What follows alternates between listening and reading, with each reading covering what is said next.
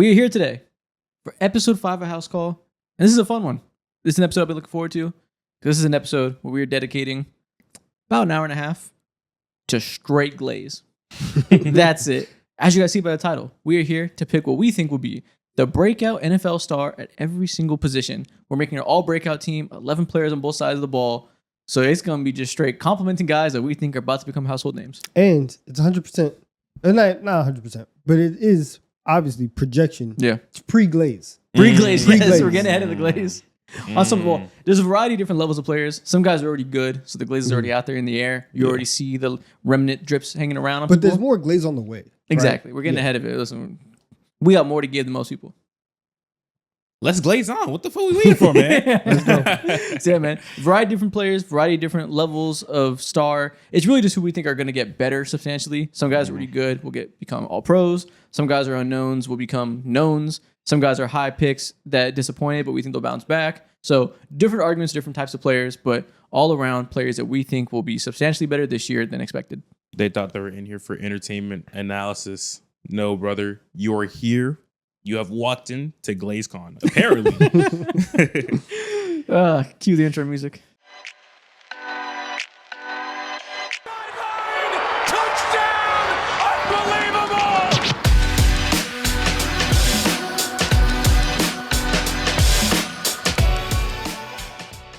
Before we get to the main topic of this episode in hour 2, where we talk about the breakout stars at every position, like we said, we got 2 things to do first. Mo has to give us his weekly, the Mo you know, what you learned this week as a new NFL fan. And then we're going to talk about the news of the week, all the training camp reports, all the things happening around the league. We're going to talk about that. And in hour 2, we'll talk about the breakout stars. You're absolutely right. I'm very excited. Now, today's Mo You Know isn't like some brain-breaking matter or anything like that. It was just like, interesting tidbit, and it makes a lot of sense. So I learned that last season, 5% of all interceptions, I think it was over like 320 interceptions that happened last year. 5% of them were made by linemen. And that was super interesting because I was like, damn, bro. I'm like, that sounds like kind of a fucking lot. And then I realized too, I did a little bit of a deep dive into this and see like who really, like how does that happen usually? And I found out that J.J. Watt, of course, I'm already known who J.J. Watt is, one of the greatest defensive players, NFL players of all time, period. He helped popularize this move when it comes to tipping the ball and really applying like devilish-like pressure to the QB. Makes sense. So basically, he learned about batted balls. Exactly. That's what it is. There you go. You learn balls get bat, big guys catch them. Yeah, exactly, bro. Sounds like a fucking nightmare. All right, man. Cool. So let's get straight into the news for this week. Let's talk about all the things going on around the NFL. First thing we got to talk about, Madden ratings have been released. Specifically, the Madden ratings at the top of the NFL, there is 7 new players that got added. Or actually not new players. Some of them have been there before. But there's 7 players in this year's Madden. They're going to be rated 99 overall. That has been revealed. I want you guys to see, before I reveal them to you, let's see if you guys can guess them. Who do you think are the 9 players or 7 players that got 99s? All right, so if we just go at like the best players at all of their positions, Justin Jefferson should be one. Obviously Justin Jefferson's number 1. Okay. Off the year he just had, 2,000 yards, Super Bowl, all that. Saquon has to be in the 99. Saquon is the highest rated running back in the NFL. I knew they were going to glaze. Of course. Following that, of course, naturally, Lamar Jackson got to be there. Yep, Lamar Jackson's on there. The MVP is there as well. Yeah. Josh Allen. Yep, on there. Best player in the world, Patrick Mahomes. Patrick Mahomes is not on the list. Oh, wow. We have 2 quarterbacks on there that is not Patrick Mahomes. Wow. See, that's kind of crazy because they're kind of saying the quiet part out loud that everyone's kind of been dancing around this off season where it's like, hey, we haven't really seen Mahomes. They say he fell off? People, 2 straight years of you not being more productive than 2 guys in front of you. We got to respect it.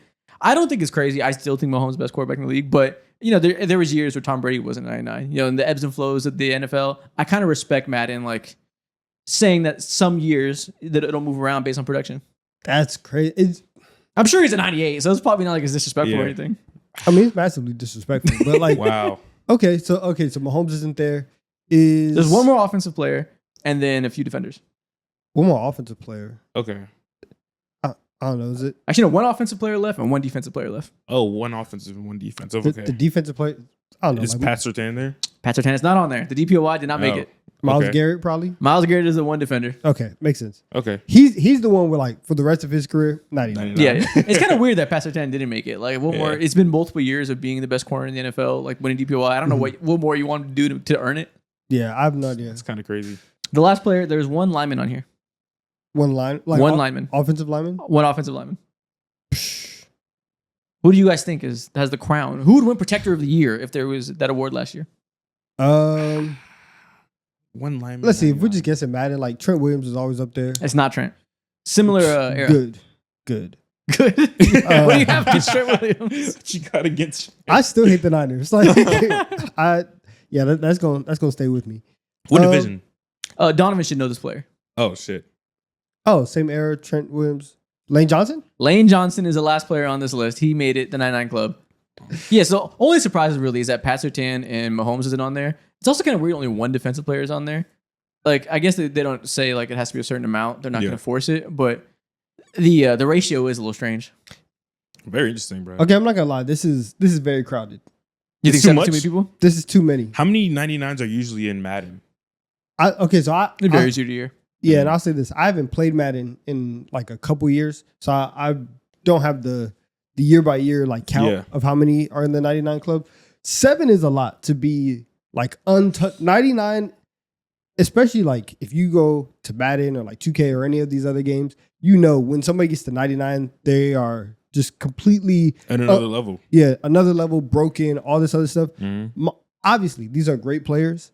7 is too much. Like you have to choose. Well, who would you take off? Choose between Josh Allen or Lamar. One of them gets it. Nah. But they've been so even level fighting for MVPs for a few years. Like it feels fine to me to say they're equally as good. One of them gets it, and then Jamar and Justin. One of y'all gets it. I can't. We're not going. We're not going These back. kids are gonna hate him.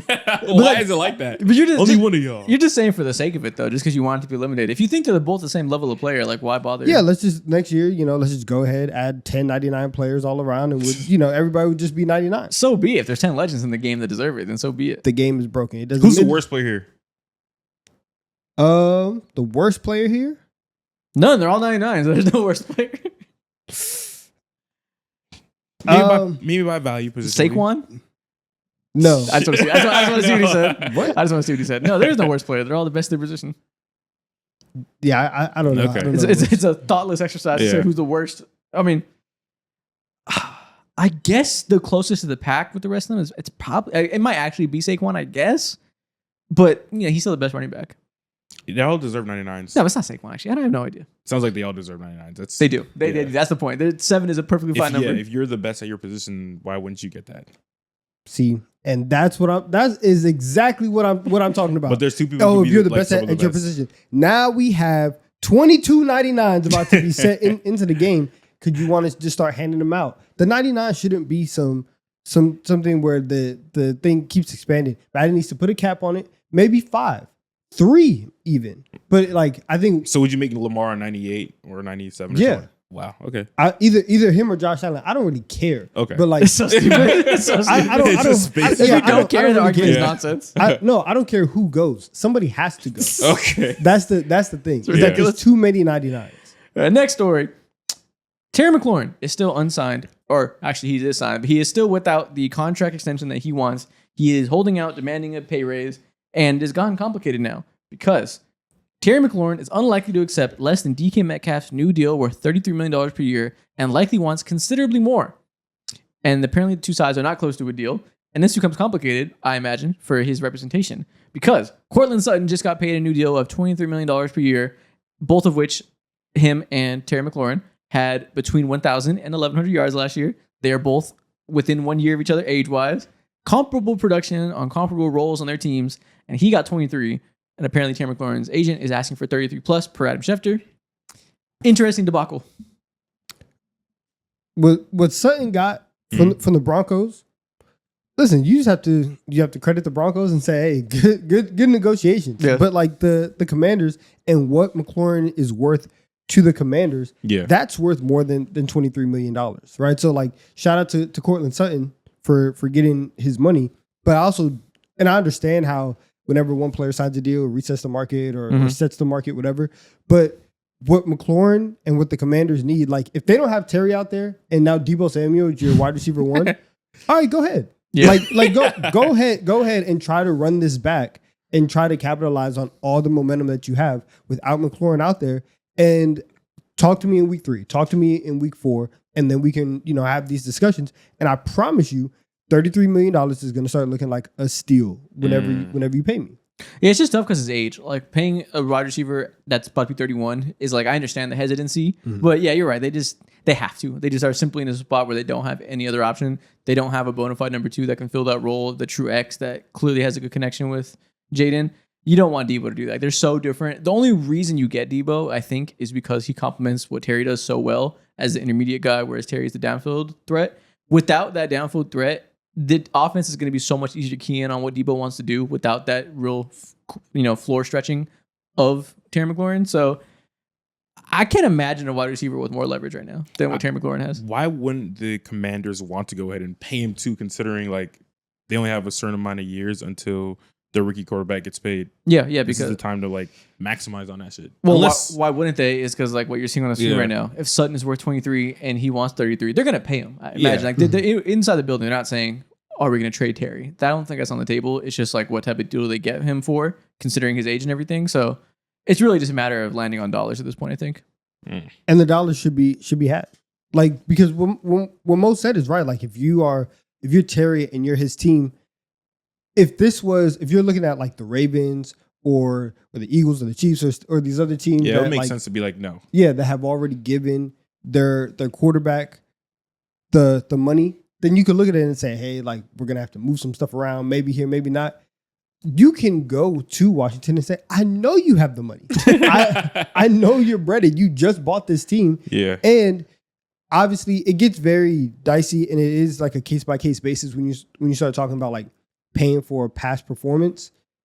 The Commanders need to look at Terry and give him the money. You had him playing with Sam Howell. You had him playing with some of the worst quarterback play for years. And Terry was still out here balling and hooping and doing all the things. So I think that Washington should 100% give him they should give him the money. They should make sure it gets done before camp is over so that he has a little bit of time, because sometimes you also see people whenever they do their holdouts and then they either go into the year, they start slow, or they have these like soft tissue injuries because you haven't been practicing at like game speed, or you haven't been doing football things for a month. And yeah, you can stay in shape, but that's not, football shape.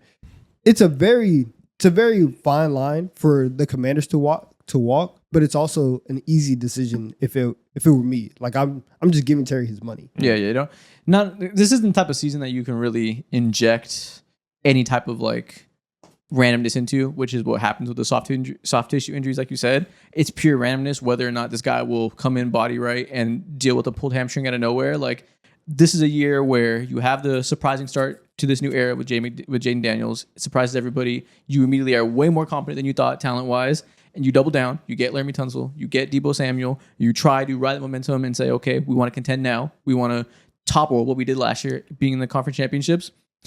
That is the type of situation where you can't afford to have any type of distraction or any type of reason that you might fail that is in your control, which would be, putting him in a situation where he's not coming in at the tip-top shape physically. You wish they would have avoided this if you're a Commanders fan. Yeah, and the biggest winner, honestly, of all of this, the Cowboys, because they're like, hey, we can get right back up, right? We can get right back into this position of being either second in the division, or just because of the nature of the NFC East, we can fight for a divisional crown and maybe get some wins early. I need to look at Dallas' schedule, see if they play Washington early. But like, if depending on how the season goes, or depending on how stuff shakes up, Washington, if they start slow and you start off 1-2, and again, this is assuming that Terry has it in him to not play games and that they will actually extend the holdout and do all that stuff, then fine. Yeah, he did report to camp. He is there now in person. Yeah. So I don't know if that signifies whether or not he's willing to sit games or not, but he's trying to do his part to maintain the image and do things the right way. A good, nice, well-behaved holdout. He's not in Florida like Trey Hendrickson. There's not the bad blood there. So hopefully that means they're going to figure it out. Did that situation ever get solved yet? Or nope. Trey Hendrickson is still without a contract. But they did sign Shamar Stewart. They did. They did sign Shamar. So great. One of two. One of two Cincinnati's. Hopefully next week when we do start this episode, we'll have some more news on Trey Hendrickson. But that's getting more and more concerning as the days go on. Facts. But what we do got to talk about now is, as you guys saw last week, it isn't breaking news anymore. Christian Wilkins was waived by the Raiders.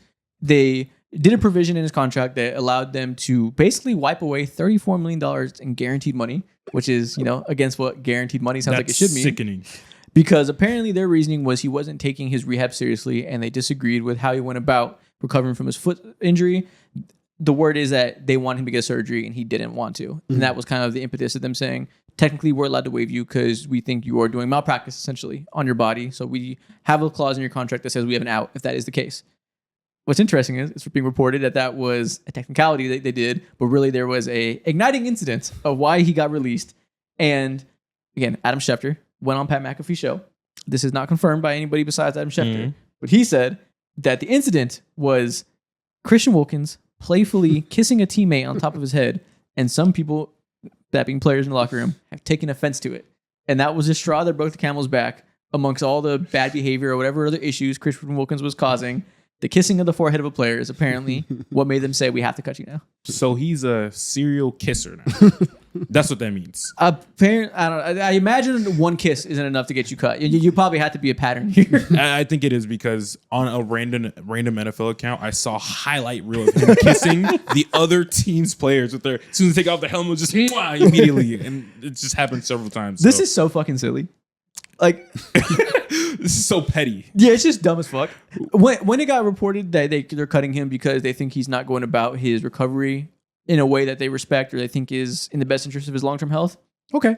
I don't know him. I don't know what's going on in the locker room. If you say that he's unserious and got his guaranteed money and you feel like he's not going to have a path to playing this year and you want to just get out, I suppose that could be understandable for football reasons. If this is true, and I did see some other reporters refute this and say it's not true. Who's to say what's going on? But if it is because of this reason and it's like a personnel-based thing where the team isn't fucking with him and his vibe because he's doing too much in a way that is like... Because he's kissing people? Yeah. Like if that really is the case, I'm like, are we fucking serious? It's a funny story. There's so many stories of football players, like football players in general, from being in locker rooms. Everybody knows that football players are like...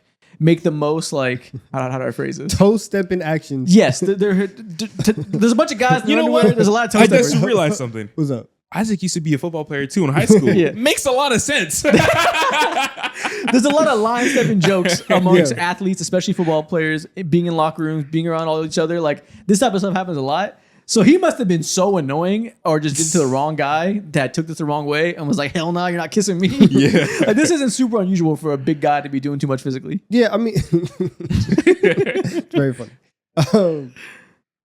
They have, if he's out here and he's doing like the Key and Peele slap ass skit, but like with kisses, you kind of have to do it. I don't know what HR people are doing now. Apparently, like, listen. HR lady just got caught, on a jumbotron. I have no idea how strong these HR departments are in these teams. So if somebody gets kissed and they don't like it, the owner might have to step in. Yeah, and that's apparently what happened here. It is like it's just weird. That's the whole thing. Yeah, the whole thing is just it's weird that this isn't something that could have been resolved, and also even along the lines of like. Football players be line stepping and stuff like that. Do you think that every 53 men on an NFL roster like each other all the time? Like There's so many differing opinions. There's so many different like groups of people, and some people who think one thing on one side and some people who think one thing on another side, and you still go out and you still ball and you still do all of this stuff. So the fact that they couldn't get this to work to a point where we can even get to the first preseason game and you are cutting a DT when your defense is not great. Like you have not Trey Hendrickson, you have Max Crosby, and then that's kind of it. I feel like if you kiss a teammate on the forehead, this teammate has to be someone who has like a lot of power, a lot of motion. You think it was Ashton Genty or something like that? Who knows? What teammate didn't take kindly to this kissing? No, it's not gonna be a rookie. He's gonna be a veteran. And honestly, it's probably just like you said, it's probably one player. It was the wrong one who was not playing with that, and you can discuss whether or not that's a worthy response. Another conversation that has some deep parts to it. But yeah, maybe it was just the wrong guy, and it caused a big spat. And then like I said, I imagine this is not the first thing that Christian Wilkins did to rub the team the wrong way. This feels like definitely a straw that broke the camel's back situation, not a one-time occurrence, you're out of here thing. Like, I don't think they have a zero tolerance policy on kissing foreheads. He's probably been annoying for a while, and they said we can't do it anymore. And I'd be furious because if I'm Wilkins and his team, I'm fighting this because I'm like, you cut me because I kissed somebody, not because I wasn't taking my rehab correctly. Yeah, because I'm gonna get my money. Yeah, he apparently filed a grievance with the NFLPA to try to recover those guarantees. Yeah, that's sick, bro. In theory, I'm always gonna be on the side of the player. I'm always gonna be side of the union worker. That if you get guaranteed money, you should probably be able to keep it. Not probably. The term is guaranteed. Yeah. I don't well, sometimes it's outs for like if you do a homicide, you should get your guarantees revoked. Sure. So NFL players are known line steppers. So I'm using verbiage that says certain people. Hey man, shouldn't have guaranteed it. You shouldn't have said the word. Words that mean you shouldn't have said it. That's crazy. If you do crimes, I guess I understand it. But stuff like this, getting $34 million of guarantees wiped away is disgusting. Yeah. You just took food out of my great grandkids' mouth, and now you have to pay. I'm gonna get my money. By these kisses. Just going crazy. In the office. What a silly headline. Like I wonder, I would hope that it actually is like injury related and not because he fucking kissed the forehead. Like it's such a silly headline. Like if I was a fan of this team and you're telling me that this big free agency investment we didn't pan out because of forehead kisses, I'd be pissed. I'd be heated. Next news story, last big thing to talk about. It looked like the Cowboys had their season ripped away from them before it started. It looked like they were in the worst case scenario yesterday because Tyler Guyton, their starting left tackle, got injured, and it was reported that he tore his ACL, which their offensive line should be good if healthy, but losing your starting left tackle for any team, that's pretty hard to recover from, even though Tyler Guyton isn't necessarily like the best left tackle in the world. But good news. Tyler Guyton did not tear his ACL. He has a bone fracture, actually, from the same injury that they thought was going to be an ACL. It's looking like he's going to miss 4 to 6 weeks. So you should be back around week 1 or 2, which still isn't great because they're playing the Giants in week 2, who are obviously going to have a fucking insane defensive line. So I guess, long story short, sucks that they have a delay to their season potentially of getting off on the right note. Yeah, I mean, they're going to have, I don't know, like, when it comes to Dallas versus the Giants, and especially in that early season matchup, at this point, I'm just gonna take Dallas until proven otherwise. Like they've beaten them a million times over the last 5 or 6 years, and I have no idea what New York's offense is gonna look like. Like maybe Dallas ends up winning 7-3, and it's it's just like that, and New York's defense is fine. But for them, this is obviously a serious setback, and it's. At this point, it is them versus the Commanders to see who can try and get that second spot in the NFC East. If we're just going to pencil Philly in for right now, whatever. But this is obviously a serious thing.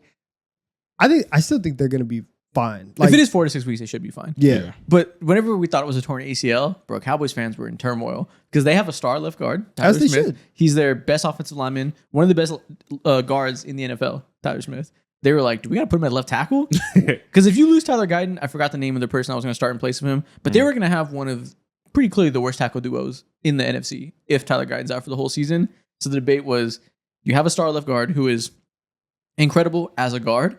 Do you keep that strength of having a great interior, or do you push him out to tackle and say maybe he can be an above average tackle even though he's not going to be the best, Yeah. That was like a philosophical debate.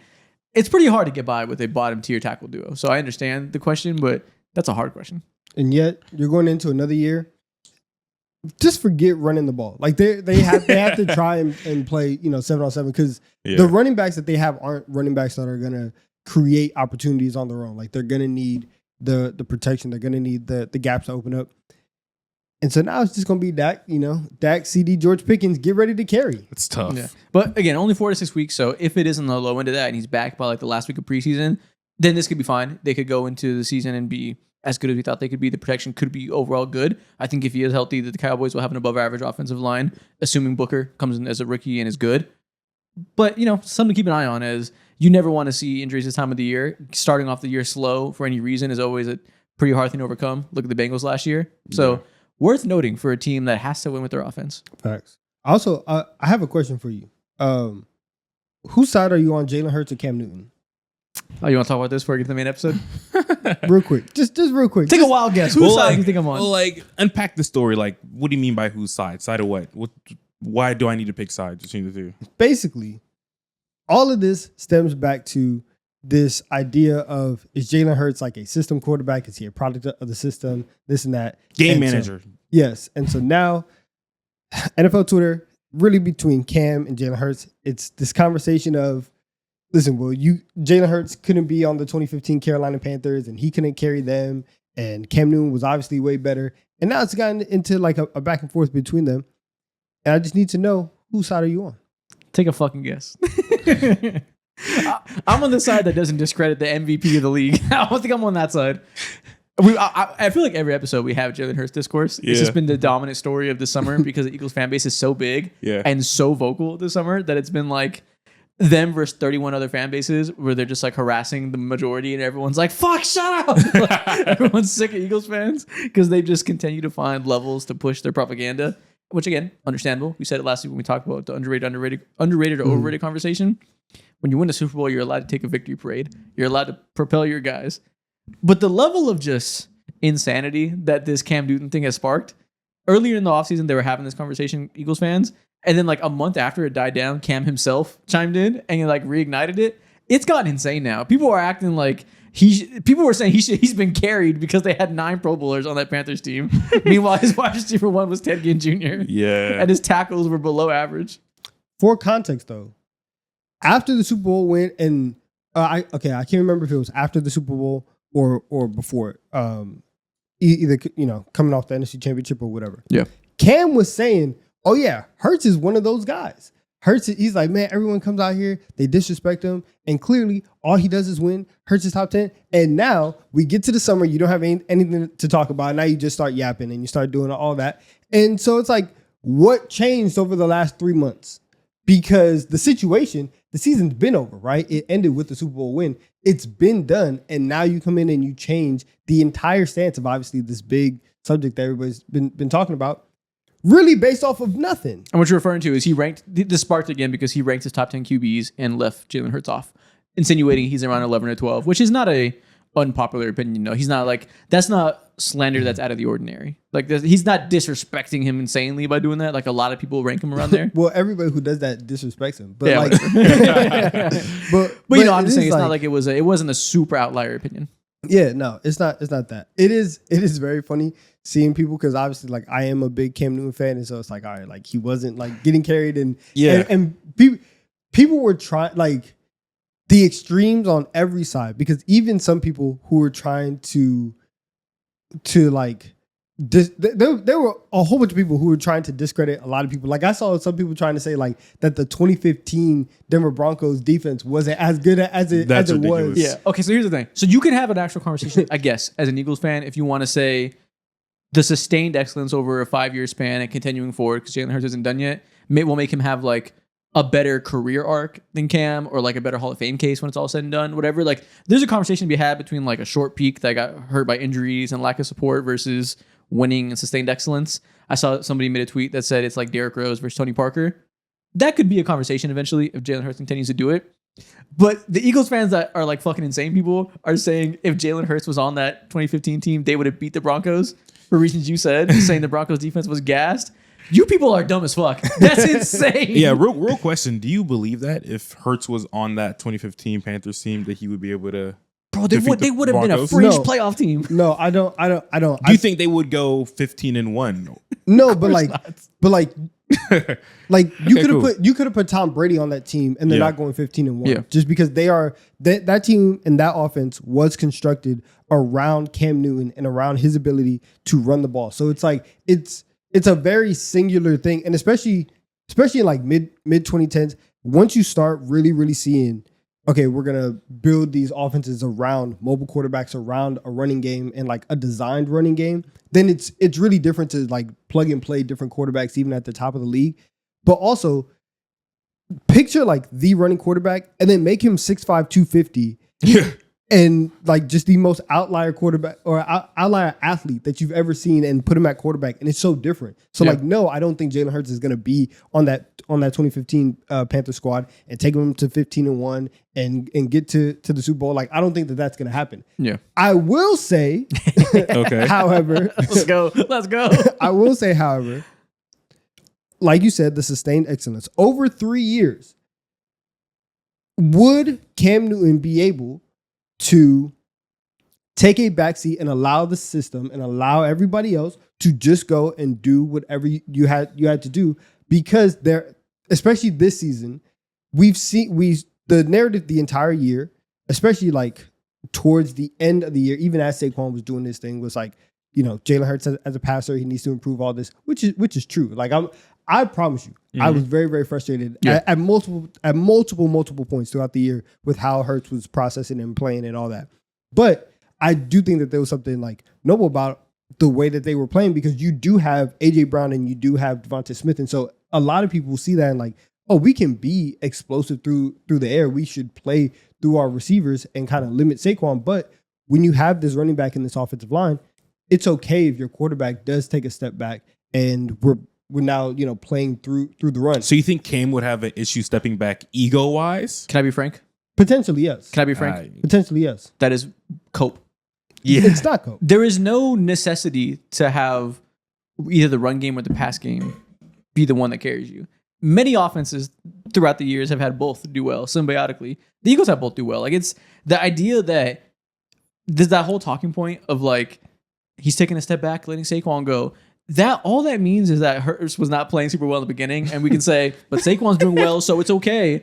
Many offenses have both had an efficient passing attack and efficient running attack. It is not one or the other in any way. That is not how the sport works. So Hurts did not play well, as particularly through the first like 4 weeks, because the Eagles were 2-2. Yeah. They had some bad losses, all of this stuff.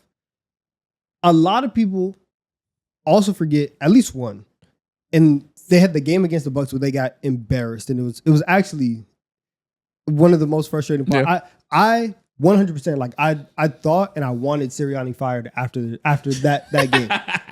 And You're so irrational. No, but that A lot of people like, said that. Sirianni being fired, which I think like as a storyline for the early part of the Eagles, which is honestly why I do feel like so connected to this team, is because of, you know, all the highs and lows, because there was a real portion of this season where you can look at the coach and say whatever program that you're on is not working. And so you did have a lot of friction. There was a piece that came out in the offseason prior to the season talking about the rift between Hurts and between Sirianni, talking about the offense and the structure of it, talking about the fact that the Eagles went outside of Sirianni to hire the coordinators that came in, which is not something that you see very often. And so to see that and then see kind of like the growth of the team is there. So like for the first 4 weeks where you're not really seeing a lot, that's something that I do think a lot of people miss when you talk about like Hurts and the Eagles and all this, and then why they changed their offense. And so I'm saying, if you have all of that and then you bring Cam in there and then say like, okay, we're going to dial this back, we're going to lean more on the run, would you be able to do that consistently? I don't know that. I'm not sure. I think you would avoid a lot of these issues in the first place. The one time it ever got to like peak was going into the Pittsburgh game. And then Jalen Hurts comes out and throws for like, you know, 300 yards, and it's like, okay, it's whatever. Like it is what it is. And so like obviously it's hard. Like it's hard to do it, especially when you are like a very talented receiver like AJ Brown, and you're like, I can cook anybody. Yeah. I can cook anybody one-on-one. Let me do what I need to do. When you're Devonta Smith, you can do the same thing. But if every team could run the ball for 5 yards a play, they would do it, and they would not throw the ball. Like that would just be the way that you're playing. So you are playing a safer, more efficient, safer, more efficient style of football, and that's just not how a lot of other teams would have utilized their talents if they also had AJ Brown and Devonta Smith and Goddard and all that. Yeah, I think they would have no problem also having the top rushing attack in the NFL if they Cam Newton back there, an even better runner. And Jalen Hurts is a part of why they have such a good rushing attack, in the same way Lamar Jackson's a part of why Derrick Henry can do so well. Having the mobile quarterback to steal a gap is a really important part that Hurts does impact. Cam Newton obviously is another level there. Let me see him do it. See, he's like pitching. So he's like, I just want to see him do it. Well, that's just something you can just say because he's retired. Yeah. But no, I mean, mind you, the Panthers never had back-to-back winning seasons, which is wild. There's so many inconsistencies in their roster. It's wild though. Yeah, I mean, so obviously, I think Hurts Back-to-back? is worthy of like a lot of praise. crazy. Like he's a great quarterback, but Yeah. the Eagles fans, man, it's so funny because they simultaneously say shit like they simultaneously want Jalen Hurts to be accepted as being better than Cam Newton, being a top 5 quarterback, being one of the guys, the MVP level quarterbacks, but also wants AJ Brown to be a top 3 wide receiver, Saquon to be considered a top 3 running back of all time. All these, like, they want every single part of their team to be respected. Yeah. And that's paradoxical because the reason people will hold back Hurts in conversations is saying like, okay, we can acknowledge he plays well, but also acknowledge the situation is the best you could imagine. So they're like, praise our guys, but also don't praise him too much to where you can't praise this guy. Like they just want everything. Now, the real thing that I just need everybody to come out and say, especially about last year's team, is that you can say Hurts is at this level. You can say the receivers and the backs and all of these guys are at this level. What you are ultimately saying is that is one of the greatest single season teams of all time. Yeah, sure. No one disagrees with that. And that's me personally. I'm not going to speak for the others. Yeah. Me personally, that's all I want. Okay. Right? That's it. I just want you to say that the 24 Eagles team is one of the greatest single season teams of all time. However you want to judge this era or whatever, I feel like, listen, you have to get two rings to really start, having those types of conversations. It's gonna happen again this year, so like we'll see that. But that's where I think it's the conversation should go. It's one of the most talented rosters of all time. I don't think they were wire to wire dominant enough and like consistent enough. Like you said, the passing game had a lot of inconsistencies at the time. So I don't think you can give them one of the single season best teams of all time just because that implies like performance. But it's one of the most talented rosters of all time. 100%. So like that's a different conversation. Okay. Michael Orr was guarding Von Miller in the Super Bowl. Von Miller had he was cooked. Von Miller had the best single season performance of all time, damn near. You better go make the blind side too, buddy. Like, actually, no, never mind. Michael Orr was. You cannot stand up against Von I got that wrong. So the other tackle was guarding Von Miller. Michael Orr was guarding DeMarcus Ware, the other Hall of Famer. And the Ted Ginn Jr. was getting pressed by Chris Harris Jr. or Keith Talib on the other side. Like, what an absurd defense. The fact that anybody can be like, put in this other good quarterback that isn't an MVP, but like a good quarterback, and they'd win. Nobody's winning that game. Yeah, like Brady wouldn't win that game. Yeah. They killed Brady the week before. Like, yeah, it's such like it's just insane to like be like, yeah, the Broncos aren't all that. That they don't understand that it was a quarterback competition going back and forth between Brock Osweiler and Peyton Manning with like a torn quad and no neck muscles. That's crazy. I saw a tweet where someone said that Broncos team is the last. Probably in NFL history, at this rate with where the league is gone, that'll be the last Super Bowl champion that had an objectively bad offense. And it's true. Their offense sucked shit. Peyton Manning was so bad that year. They legitimately thought if Brock Osweiler didn't get hurt in the last game of the regular season, there was legitimate clamoring for him to start in the playoffs. Yeah. And you know what's crazy? They probably would have had the same chance at winning. It might happen one more time. You think another bad offense is going to win the Super Bowl? I doubt it. It's tough these days. Eventually. Like it. Like, well, sure. Anything can happen. No, but like, even in like the next like 15 years, I would say, yeah, like a bad offense might win. So you think if like last year's Steelers had the best offense and best defense in the NFL by a wide margin, that they could win the Super Bowl? That's kind of the comp. Yeah, okay. I do. Okay. I do. I mean, their defense, they lost because they had bad quarterback play. Their defense also fell apart. Yeah, that is true. Down the stretch of the season. So yeah, I'd say that. Okay, I'd say that. And especially if you have like a smart quarterback, because like Russ isn't stupid, but he's not Manning. He's not Peyton Manning. Mm-hmm. And so if you can have somebody who's extremely cerebral. So you think this year, if Jalen Ramsey comes in and they have the top tier secondary and TJ Watt has a bounce back year production wise, Aaron Rodgers is a smart quarterback. That sounds lofty. Are you telling me the Steelers have what it takes? I mean, listen. That sounds lofty. They're going to have to stay disciplined in their keys to stop Baltimore and Derrick Henry and Lamar Jackson. But if they can, Cam Hayward, can you give me one more day? Maybe. All right, man. That's the end of the news I want to talk about. Let's get to the main topic of this episode. Let's talk about the breakout player at every single position in the NFL for 2025. Hell yeah. So what? I'm shoehorning Jalen Hurts into every episode we do. We're never gonna stop talking about I it. promise you. And you know what makes you mad? We have more Eagles discourse to come in this list. Yikes. So, like we said up top, these are what we consider the breakout players for this year. There's a lot of them are like consensus, so you'll recognize some names. Some of them might be a little more to our taste, but some of them. So these are probably going to be all year 1, 2, or 3 players. I try to limit the rookies on here because you can always project and say rookies going to be a star year 1. You can say that about anybody with a blank slate. Yeah. There's a couple rookies that made the list just because we think the mix of situation and ability is going to be so perfect that they will, in our eyes, undoubtedly be a star right away. So those guys made the list. But outside of the couple rookies, mostly second year and third year players that for whatever reason we think will, one, they could already be good, but 2, either get good or prove to people that they're already good. Like people that don't get the recognition they currently deserve. I have a question. Okay, so do you think, this is rare, I know it's rare, but when it comes to QB play, do you think there's any QB that would have a similar like breakout year to one like Geno Smith? Just having years of like a mid player, or any player just in general, any player who's been in the league for like 6-7 years or.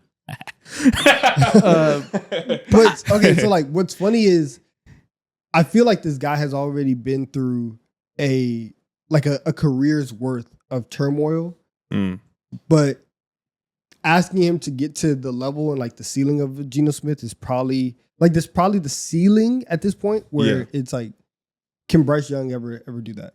Like, no, again, I don't know. That's a little different. That's a little different. Yeah, like I don't know if that's gonna happen like this year. Yeah, but in terms of like guys, like Sam Darnold would have been the guy last year who did the same thing. I'm glad you brought that up though, because this list we didn't put any Sam Darnold type of breakouts. That could always happen. It's just harder to predict, obviously. Yeah. So that could happen. We basically want players that is a little more easy to predict. This skews young players. It's actually entirely young players for the most part. So that's a good point to bring out that they're very well, almost guarantee you there will be some sort of 5th, 6th year player that has a career year. It happens every year. We just never know. Like nobody thought Sam Darnold would do that. Nobody thought Geno Smith would come into Seattle and do that. So that surely will happen at least one of these positions. Okay. But we're skewing more towards young guys that we just like a lot. The only guy that I can say that like has a chance to do it is like if Daniel Jones get out of here. Like, you know that's what I'm saying? Get out of here. That's even crazier. I'm saying story. like in terms of fitting that mold of you've been bad for a long time, you go to a new situation, you're with a new coordinator, and finally you figure it out. That's the only guy that kind of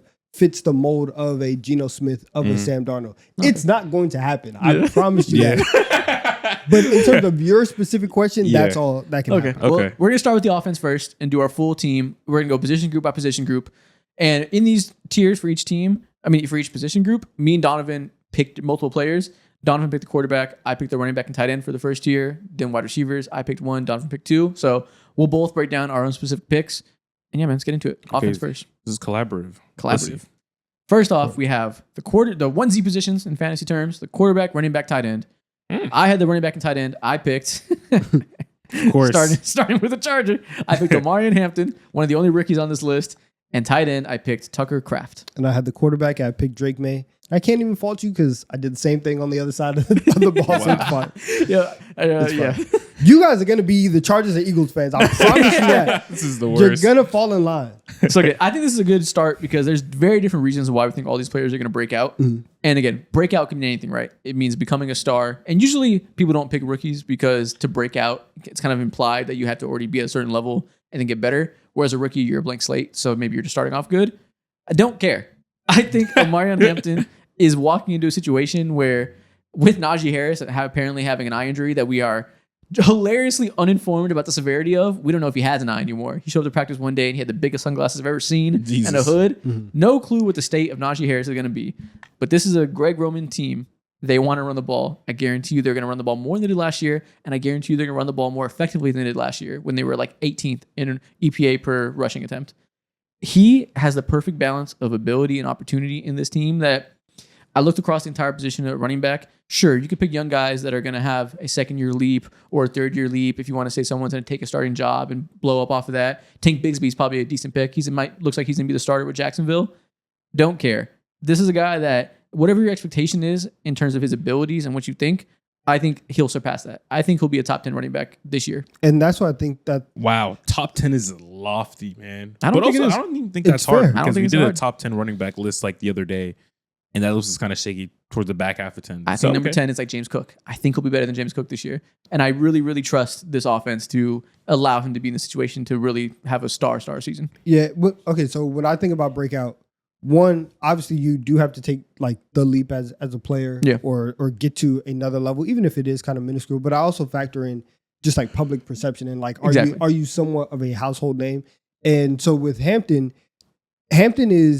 the second back in this class. Everybody's going to come into this year and they're going to be watching the Raiders and they're going to be watching the other team in their division and saying, this is the guy who's 5'8", a bowling ball. He was running for 2,000, right?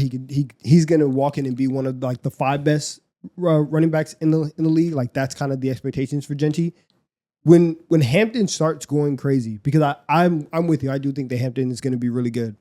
He's going to be the one where everyone's like, oh, wow, there's this other guy on this other team in the same division that's doing very comparable things. He's also one of the best running backs in the league. And for Najee Harris, even if Najee Harris is healthy in there, he is such a like stable running back to where the high end stuff is not going to be there. Omarion Hampton has big play ability. He has home run ability. And so if you can get a couple highlight plays on top of, like you said, feasting in this Greg Roman offense, that's exactly what you want for a breakout star. Yeah. And I know that I treat the word breakout star, at least when it comes to rookies, as like new star in the league. So whether or not you were in the league before and just not quite that level, or you're entering the league and you're taking the league by storm, being a year one superstar like a Brian Thomas or Malik Neighbors, to me that still qualifies for this list when we're trying to like essentially predict who's going to jump into the wider conscious of the average NFL fan's mind this year. I feel like the term breakout star, with how we all traditionally think of it, even them watching right now,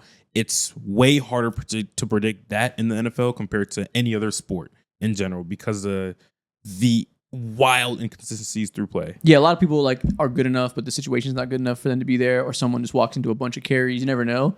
But what I also think is, especially the running back position, that's why I felt more comfortable putting him here. A lot of times, the best running backs in the league are the best running backs in the league from year one. You very commonly see stars walk in and dominate right away at the position. Yeah, because you don't have the extra 1,200 carries that you do after being in the league for like 4 to 5 years. Yeah. And like the mental burden, like young quarterbacks have to deal with so much mental burden developing, which is why I went with the second year quarterback here we can transition to. Running backs, it's pretty similar compared to a lot of other positions. The college to NFL jump, there is obviously big differences, especially in protection schemes. But overall, I think it's more similar to what you were doing at a top end college than other spots. All right, so with Drake, Drake May is gonna break out, and I what's the line that we want to go here? Like he's easily in my head gonna be a quarterback who's in the upper half of the league. Yeah. So I think it's pretty easy to see why Drake May is going to break out as a year 2 player. Year 2 quarterbacks, that's a common theme that makes sense. I don't think anybody's going to see your pick and be like, what? You think Drake May is going to be a star? You fucking idiot. Yeah. That's not going to happen. I think the interesting part is why you pick him over other candidates who also have similar things, basically over Caleb or Penix or McCarthy or maybe Anthony Richardson if you're high on him, whatever it may be. Like there's a slew of young quarterbacks waiting to take the next leap. What about Drake May is the one where you got to say, I'll put my flag on this hill. Okay, so one with McCarthy, they're talking about like he's trash. Like the sub context of how people are talking about McCarthy at training camp. Like, like let's just see what happens, right? Because it's very different from the way that they were talking about him going into last year, and even coming off of like the preseason games that he played, where he actually played pretty well, but it's not the same. You know what's funny, Mo? What's up? I told him. Praise Drake May. First thing he does, starts hating on someone else. Just starts slandering everybody else. There's that. And we're going to continue because I have no faith in Anthony Richardson to break out. Okay. For me, the conversation was between Drake and between Caleb. And I think I went with Drake just because the little part of one, I like his athleticism more than Caleb's. And I think that with Ben Johnson's offense, which I do think some people are overstating like how quote unquote like gimmicky it's gonna be. Like I don't think they're gonna come in and run like a million trick plays. Obviously there's gonna be a little bit of that, but I think that the Bears are gonna be just fine and really going to be figuring out how to maximize him. Yeah. But I think that Caleb is like so special, and when he's at his best, it's a lot of out of structure things. It's a lot of, you know, big plays and stuff like that. So I think figuring out the limits to where they can go, that's going to be it. So I think that the Bears are going to be a little bit more experimental, and therefore the floor is going to be a little bit lower. Yeah, it's going to take more time for Caleb to get a bearing on this new offense that Ben Johnson saying himself, basically everything he did in his rookie year has zero merit or zero carryover to what he's learning in this new offense under Ben Johnson, which is under center, play action, turn your back to the defense, ingest a million concepts that are new to you. We TBD on how fast or if at all Caleb adjusts to that. We think he will, but Drake May, it's just so much easier to see an immediate jump in this Josh McDaniels offense. And you saw, and like both guys are getting an upgrade in competency when it just comes to coaching and everything. And for as much as we've heard about Caleb and like the bad situation in Chicago, it was also like pretty horrendous in New England as well. So that rise is there. But just like about him as a player, again, the athleticism, the scrambling ability, all that is there. The anticipation is there. The arm talent is there. And so to have that, to have Stephon Diggs, who isn't wide receiver one, right? He's not tier 1, but he is a smart receiver. He knows how to play receiver. And there's so many times where Drake May and whichever receiver just weren't on the same page. And a lot of that is like, are you sitting down in the right zone? Are you making the right adjustment when you see a certain coverage? Stephon Diggs is going to be able to do all of that. And so I do think like they're going to be best friends. Yeah. And Drake May in his rookie year already has a superpower. He's already really, really good underneath pressure. Yeah. He was 37.4% of his dropbacks were under pressure last year, which is the 8th highest of any starting quarterback. 66.7 adjusted completion percentage under pressure, which is 7th. For reference, Joe Burrow is at 72%, and he is a pressure god. He is potentially one of the 3 or 4 best of all time quarterback-wise at handling pressure. He's not terribly far off. He's 6 spots behind them. He's already great at that. The reason he'll make a big leap, if he does, is because his protection is better and his weapons are better. That will help him be better in clean pockets, where he was only 20th in adjusting completion percentage. So he's a little bit erratic right now, especially deep. Or I should say right now. I should say last year was a little bit erratic when a clean pocket was going on. He had to make his reads, do, prototypical quarterback stuff. It made sense because the situation was so dog shit last year. But the fact that he showed those flashes of being so incredible under pressure and being able to make things happen, stand in the pocket and be that gunslinger, it's really easy to project that if you make everything else better, make the coaching better, make the talent level better, he'll get better at the easy stuff, and the hard stuff will be a ceiling raiser. So with all that being said, I agree with you guys. It sounds like it'll feel like a very safe bet to imagine Drake May being a top, I don't know, high-end 12 to 14, 15 quarterback. Would you say so? Yeah, I think because we just described is like the Baker Mayfield range. If you tell me he gets to be around that level, it won't be quite as productive just because Baker Mayfield is playing in a really good vertical offense with really good weapons. But if you tell me by the end of the year, the consensus is he's around that good in year 2, totally makes sense to me. Okay, that projects. Yeah, it's when I see Drake May, I think about like the meme where they have the Ferrari and like the and the shit house or crack house or whatever. Yeah, so it's a trailer and it's a Bugatti in the next to it. Yeah, that's how I felt about watching Drake May, watching Caleb Williams last year, where it's like you so clearly have it. You so clearly have all the tools. Can we just get somebody in here to fix the roof, to fix the door? And like that's what's gonna happen with Drake May. And to close out this section, we'll try to keep moving quickly. Tucker Kraft, the tight end, easiest pick in the world. If you asked every NFL fan in the world, this would probably be the most common name for breakout tight end this year. He's just so clearly good. He was first in yak yards per reception at 8.8 amongst all tight ends last year. Already a rack demon. 10.3, I said rack, yards after catch. Yep. He's already a yards after catch demon. 10.3 against zone specifically. And this team is going to have so much better of a vertical threat this year. When you put Golden in there and you put a healthy Jordan Love, this team is going to be a stretch the field, vertical concept, just masterclass this year. They're going to cook everybody down the field, and any vertical passing offense needs a shallow crosser type of complement guy. That's going to be Josh Jacobs at the backfield. It's going to be Josh Jacobs in the run when teams have to go to too high, and he punishes the fact they have light boxes. But more often than not, it's going to be Tucker Kraft running drags, running outs, running screens, running all the small intermediate stuff, getting these short average depth of target dump offs from Jordan Love whenever the defense really respects the deep balls. He's going to cook like he has been. He's incredibly athletic. That's why he dominates so much in yards after catch. he's just a perfect complement to everything they want to do. And you're seeing him year by year get more and more targets, more and more snaps. He didn't even like lead the team in tight end snaps last year. So the ceiling is so much higher than we've already seen. It's also it's funny that you said rack because in my notes instead of yak I wrote rack too. It's the same thing, but I meant yards when I was giving the number. But run after catch, yards after catch, same thing. Yeah. Also, like he's gonna be on the field all the time because he's an amazing run blocker as well. And so like to be able to have that gives Green Bay so many more looks that they can have. And I think for the Packers, I am excited to see, especially what the early part of the season looks like when you have a healthy Jordan Love.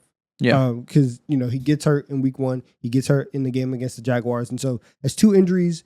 It's 2 like lower body, lower leg injuries throughout the year that you're having to deal with. So once he's there, and like you said, once Golden is there, I'm cool. And I think like it's gonna be very, very clear where you just have this strong white boy, running over everybody at tight end. Yeah, that's just fast as hell, strong as hell. America's favorite. Right I'm drafting Tucker Kraft in every fantasy league this year. He's gonna be a PPR machine down low. Yeah. So I'm pretty sure the Golden, Romeo, and Jaden Reed trio of vertical passing concepts is gonna work well, and teams are gonna have to respect it.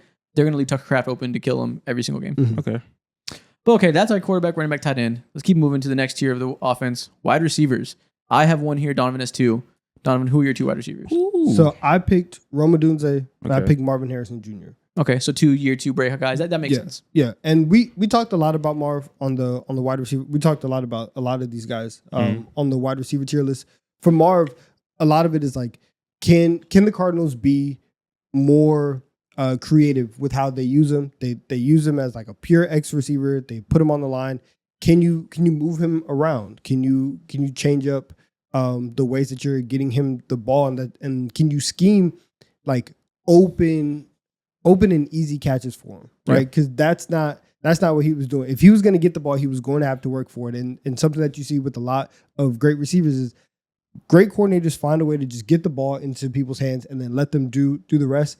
Marv isn't some Tyreek Hill, speed kind of athlete, but he could do stuff with the ball in his hands. Can you make that happen? Didn't he gain like 1,000 pounds this offseason too? Yeah. I saw some Cardinals players were making jokes in camp saying anytime he runs on the field, they scream 12 personnel, 12 personnel, which means 2 tight ends because they're saying he's big as a tight end. Yeah. And yeah, he looks gigantic. So you put Rome on there, totally makes sense. Ben Johnson, this new offense, they have about 4 players who are really good getting the ball in space and attacking yards after catch. And DJ Moore, Luther Burden, Colson Loveland, and who am I not thinking of? Really just those 3. All clearly put the ball in their hands in a short area. They can make a play happen. Ben Johnson's really good at doing that off play action. Only one of these guys in this room, being Rome Odunze, is the big vertical beater that is the clear X receiver.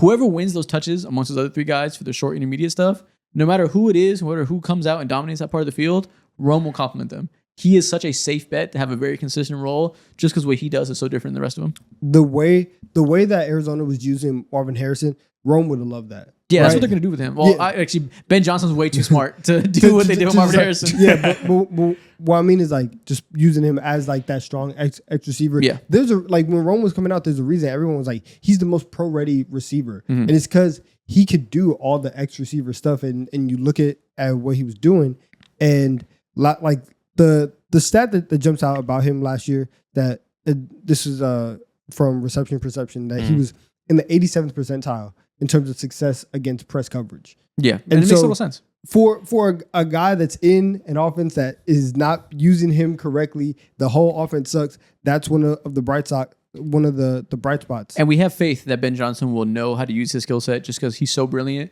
and he's such a clear piece amongst a bunch of other question marks. Mm-hmm. I'm kind of wary of the Marvin Harrison placement. I'm with you. I think he's good. I'm in terms of this list and who we think will break out, like putting our flag down.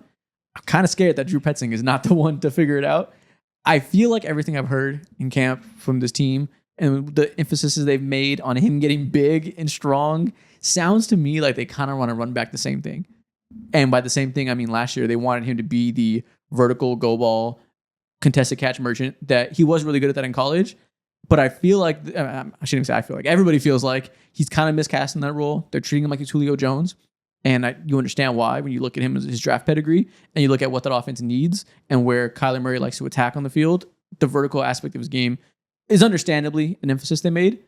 But Marv is a brilliant route runner. Marv is incredible on dig, incredible on outs, incredible on shallow crossers, and just incredible working in the middle of the field. Mm-hmm. And I haven't heard much about that being an emphasis. I haven't heard much about them wanting to move around the formation, put him in the slot, put him in motion, all the stuff we want to see from essentially every star wide receiver, from one of the names we haven't said on the screen right now, that he got last year and made him break out.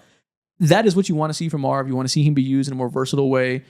Really, and I say more versatile way, in a baseline modern way of how you use any top receiver. And I'm kind of scared that's not going to happen. Even if it's not, go ahead, put that 20 pounds on and just be prepared, right? Be prepared to do the things that we ask them.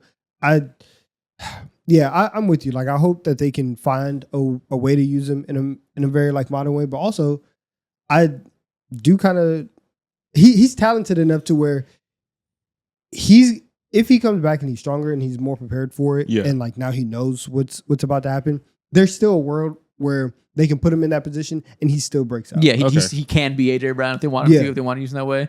And that's fair. It's not impossible. So out of all these three receivers here, who do you guys think is most bound to like actually like take that next step and be like, oh shit, like you are the guy? I'm glad you said that because I haven't even said my guy yet. Yeah. Okay. People on screen say, but audio listeners, my third player is my answer to your question. Drake London. That is the third receiver on this list, or I guess the first, whatever. My pick for the wide receiver group. Drake London to me is a clear. So this I'm kind of cheating. Drake London broke out last year. He had 1,200 yards, was used in a very different way than he was the first few years in his career. Zach Robinson came in as a new offensive coordinator for this team and just completely changed the way they use him. Instead of being used like we were talking about with these other guys as the like just pure X receiver, go be bigger than everybody, they moved around the formation a ton. He is top 10 last year in yards from the slot, which is not something anybody would thought would be the case after his first couple of years.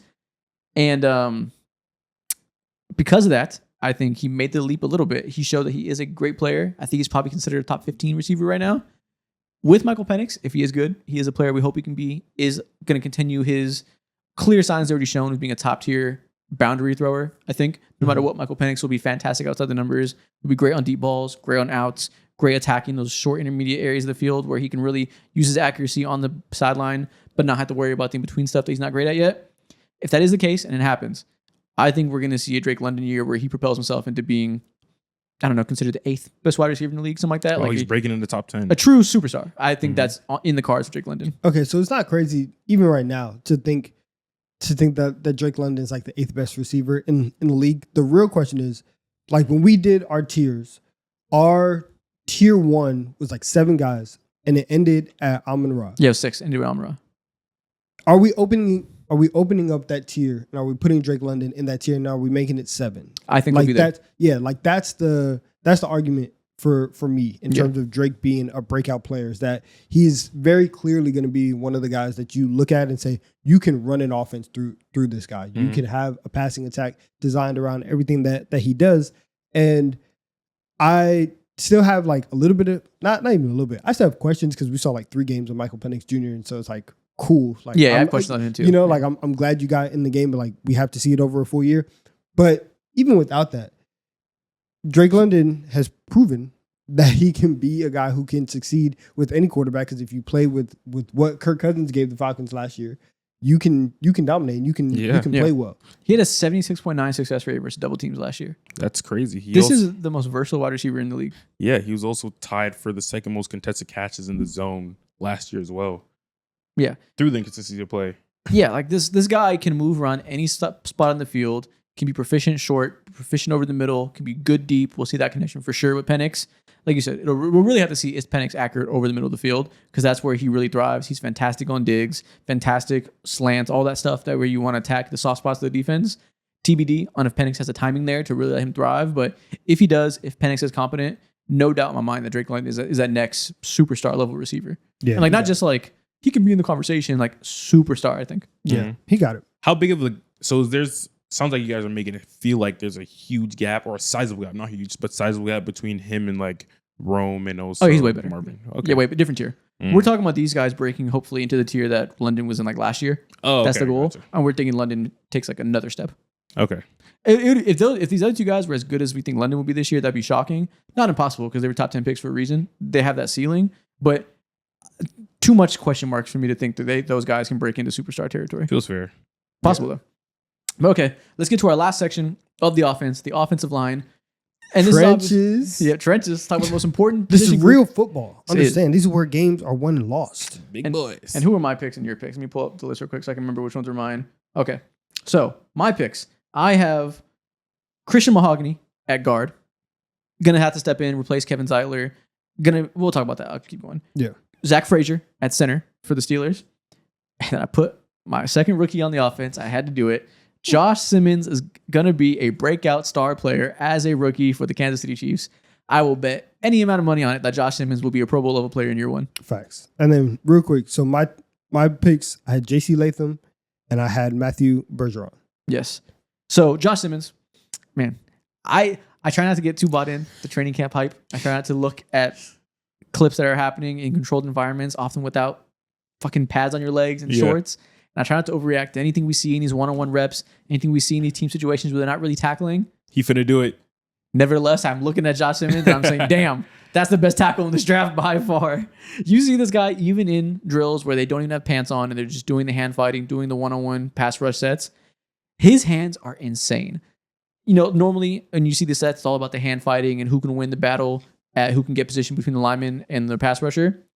He just dwarfs anybody that tries to get into his chest. His ability to attack with power on these hand fights and just completely engulf the chest of the defensive player, that to me, he just looks like a star. And that was already the case during the draft. We said he was a steal of the draft and the Chiefs got him. He obviously fell to the end of the first round because of medicals. And it sounds like they're confident that he's going to stay healthy, that issue with his lower body isn't something that's going to hold him back and continue to like make him not be able to reach his ceiling. TBD on re-injury. Obviously, I don't know what the medicals look like on that to that degree. But when he's on the field, I think this is going to be a player that completely changes the Chiefs' offense in year one. He's about to be the most famous tackle in America. Wow. Yeah, probably. Because he's like, if he not even is like, is this one of like the 10 best tackles in the league? If he gives the Chiefs competent offensive line play and competent tackle play and allows them and allows them to get back to not even being an explosive offense, but being able to create some explosives every now and then, you are going to be, oh, Josh Simmons came in here and fixed the Chiefs. Josh Simmons came in here and fixed Patrick Mahomes. He's like, from everything that they're talking about, it sounds like it's working out. It sounds like he can be like one of the drivers of resurgence from like peak Mahomes. Yeah, like if it works, he can be one of their best players. Yeah, and like they lost in the Super Bowl in 2020, right? They lose to the Bucs because both of their tackles 21. That Super Bowl was in 21. It was a 2020-21 season. So it's complicated. Yeah. Okay. So they lose to the Bucs in the Super Bowl. Tackles get destroyed. They trade Tyreek Hill, and then they trade Tyreek Hill so that they have the money to go invest into the offensive line. And so now, like over the last couple of years, you've seen the offensive line deteriorate. And so because of that, they haven't been able to put Mahomes in a position to kind of replenish the offense. And they've taken some receivers and it's hit and it hasn't, whatever. But whenever people think about Mahomes, it's like, okay, he's going to drop back. He's going to throw the ball 40, 50 yards down the field. And that hasn't happened because he doesn't trust the tackles. He doesn't have the time to do it. Like they can't run the ball either. Like they had to go to Kareem Hunt and Isaiah Pacheco and all this stuff. If Josh Simmons comes in and is 75% of what they're, hyping him up to be, the Chiefs are once again going to be in the Super Bowl. Yeah. And it seems like he's damn near locked at the left tackle position in week one of training camp. That's his. And if that is the case, that means Jawan Taylor and Jalen Moore are competing for right tackle. And hopefully Jalen Moore wins that and proves to be the consistent player there. So that means they can cut Jawan Taylor going to next season. That saves them $20 million a cap hit, which could be useful for obviously rebuilding the rest of the roster. Mm-hmm. God damn. That is beautiful for them. If Jalen Moore and rookie Josh Simmons can be their tackle duo that they feel very good about, with obviously Creed Humphrey and Trey Smith inside, like they can once again get back to having a top tier offensive line to protect Mahomes. Who's the next big boy? Real quick, Zach Frazier at center. This is completely cheating. He is already one of the best centers in the NFL. He is a top 10 center already. I put him here because he did it as a rookie. And I don't know if people don't spend time ranking the top centers in the league really, but if they did, I'm not sure if they realized just how great he was last year. He was 5th in PFF run blocking grade as a rookie and 18th in pass blocking grade. And I know PFF grades can be debatable on people if they like it or not.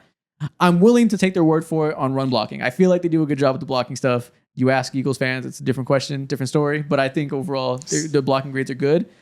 If he's already going to be one of the best run blockers in the NFL, and if Aaron Rodgers comes in, we know he's a type of quarterback that is picky about the guy snapping the ball, about the guys protecting him. If they mesh together and he has another great year where they lead a fantastic rushing attack behind Caleb Johnson now instead of Najee Harris, and things click well for Rodgers, I think we'll quickly see him enter the conversation and like the common zeitgeist as being one of the best young offensive linemen in the league. Gotcha. All right, cool. But not much to say. He's already really good. It's not all he has to do is do the same thing he did last year, and he's a breakout star. Yeah. All right. So you went Josh Simmons, who's probably going to be the left tackle. You went center. We're going to go to the other side. Going to go to right tackle, J.C. Latham. Now, he played left tackle last year. Yeah. He's going to move back over to right tackle, which is what he played in college. They moved him over to they're moving him back to right tackle because the Titans have gone out. They've spent a lot of money on the offensive line. And so I think that that's going to be really good for J.C. Latham. I think that like a lot of it's always, I guess, interesting is the word when you draft a lineman who has played primarily one position, and then you're like, okay, go play the opposite side, right? And you not only have to like cross the rookie wall of just adjusting to the league, but now you are also like low-key, learning a new position and everything. So I think that him going back to right tackle is going to help him a lot.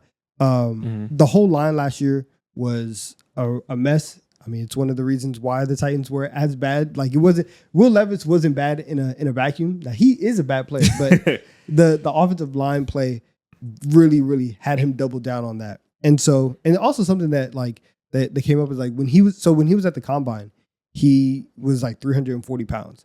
And you've seen reports where there were times last year where he was like 370 pounds. And so you've seen a little bit of like the weight fluctuations, which like having your playing weight and not being at your playing weight can really mess with you. So the reports are that he's, back down and he's feeling good and he's at where he needs to be. So him moving back to right tackle, I think is going to be awesome for the Titans. Yeah. And then at other guard, we have Christian Mahogany, who this guy is like such a common archetype of breakout player, especially in the trenches, where it's a player who filled in when needed last year, but was a backup and was graded extremely well when he played. And now people are saying, okay, full-time starter now. He's going to continue to be just as good. But it's never a guarantee, right, whether or not that can happen. I feel pretty good about it happening with him. Yeah. This Lions offensive line has obviously been potentially the strongest in the league. At worst, top 3 in a given year. For the entire era, this team has been good. And it's obviously built around their tackles. And it was previously built around Frank Ragnow, who was the best center in the NFL besides maybe Creed Humphrey. That was always a conversation. He retires. Kevin Zeitler signs somewhere else in free agency. They have to replace 2 linemen. And that's going to be Tate Radledge, the rookie they drafted in the second round, and him, Christian Mahogany. And yeah, simply put, Christian Mahogany was graded as one of the best offensive linemen in the league last year in limited snaps. He had 63 run blocking snaps last year, graded at 91.1 in PFF, had 81 pass blocking snaps, and he was the 7th highest guard in the NFL.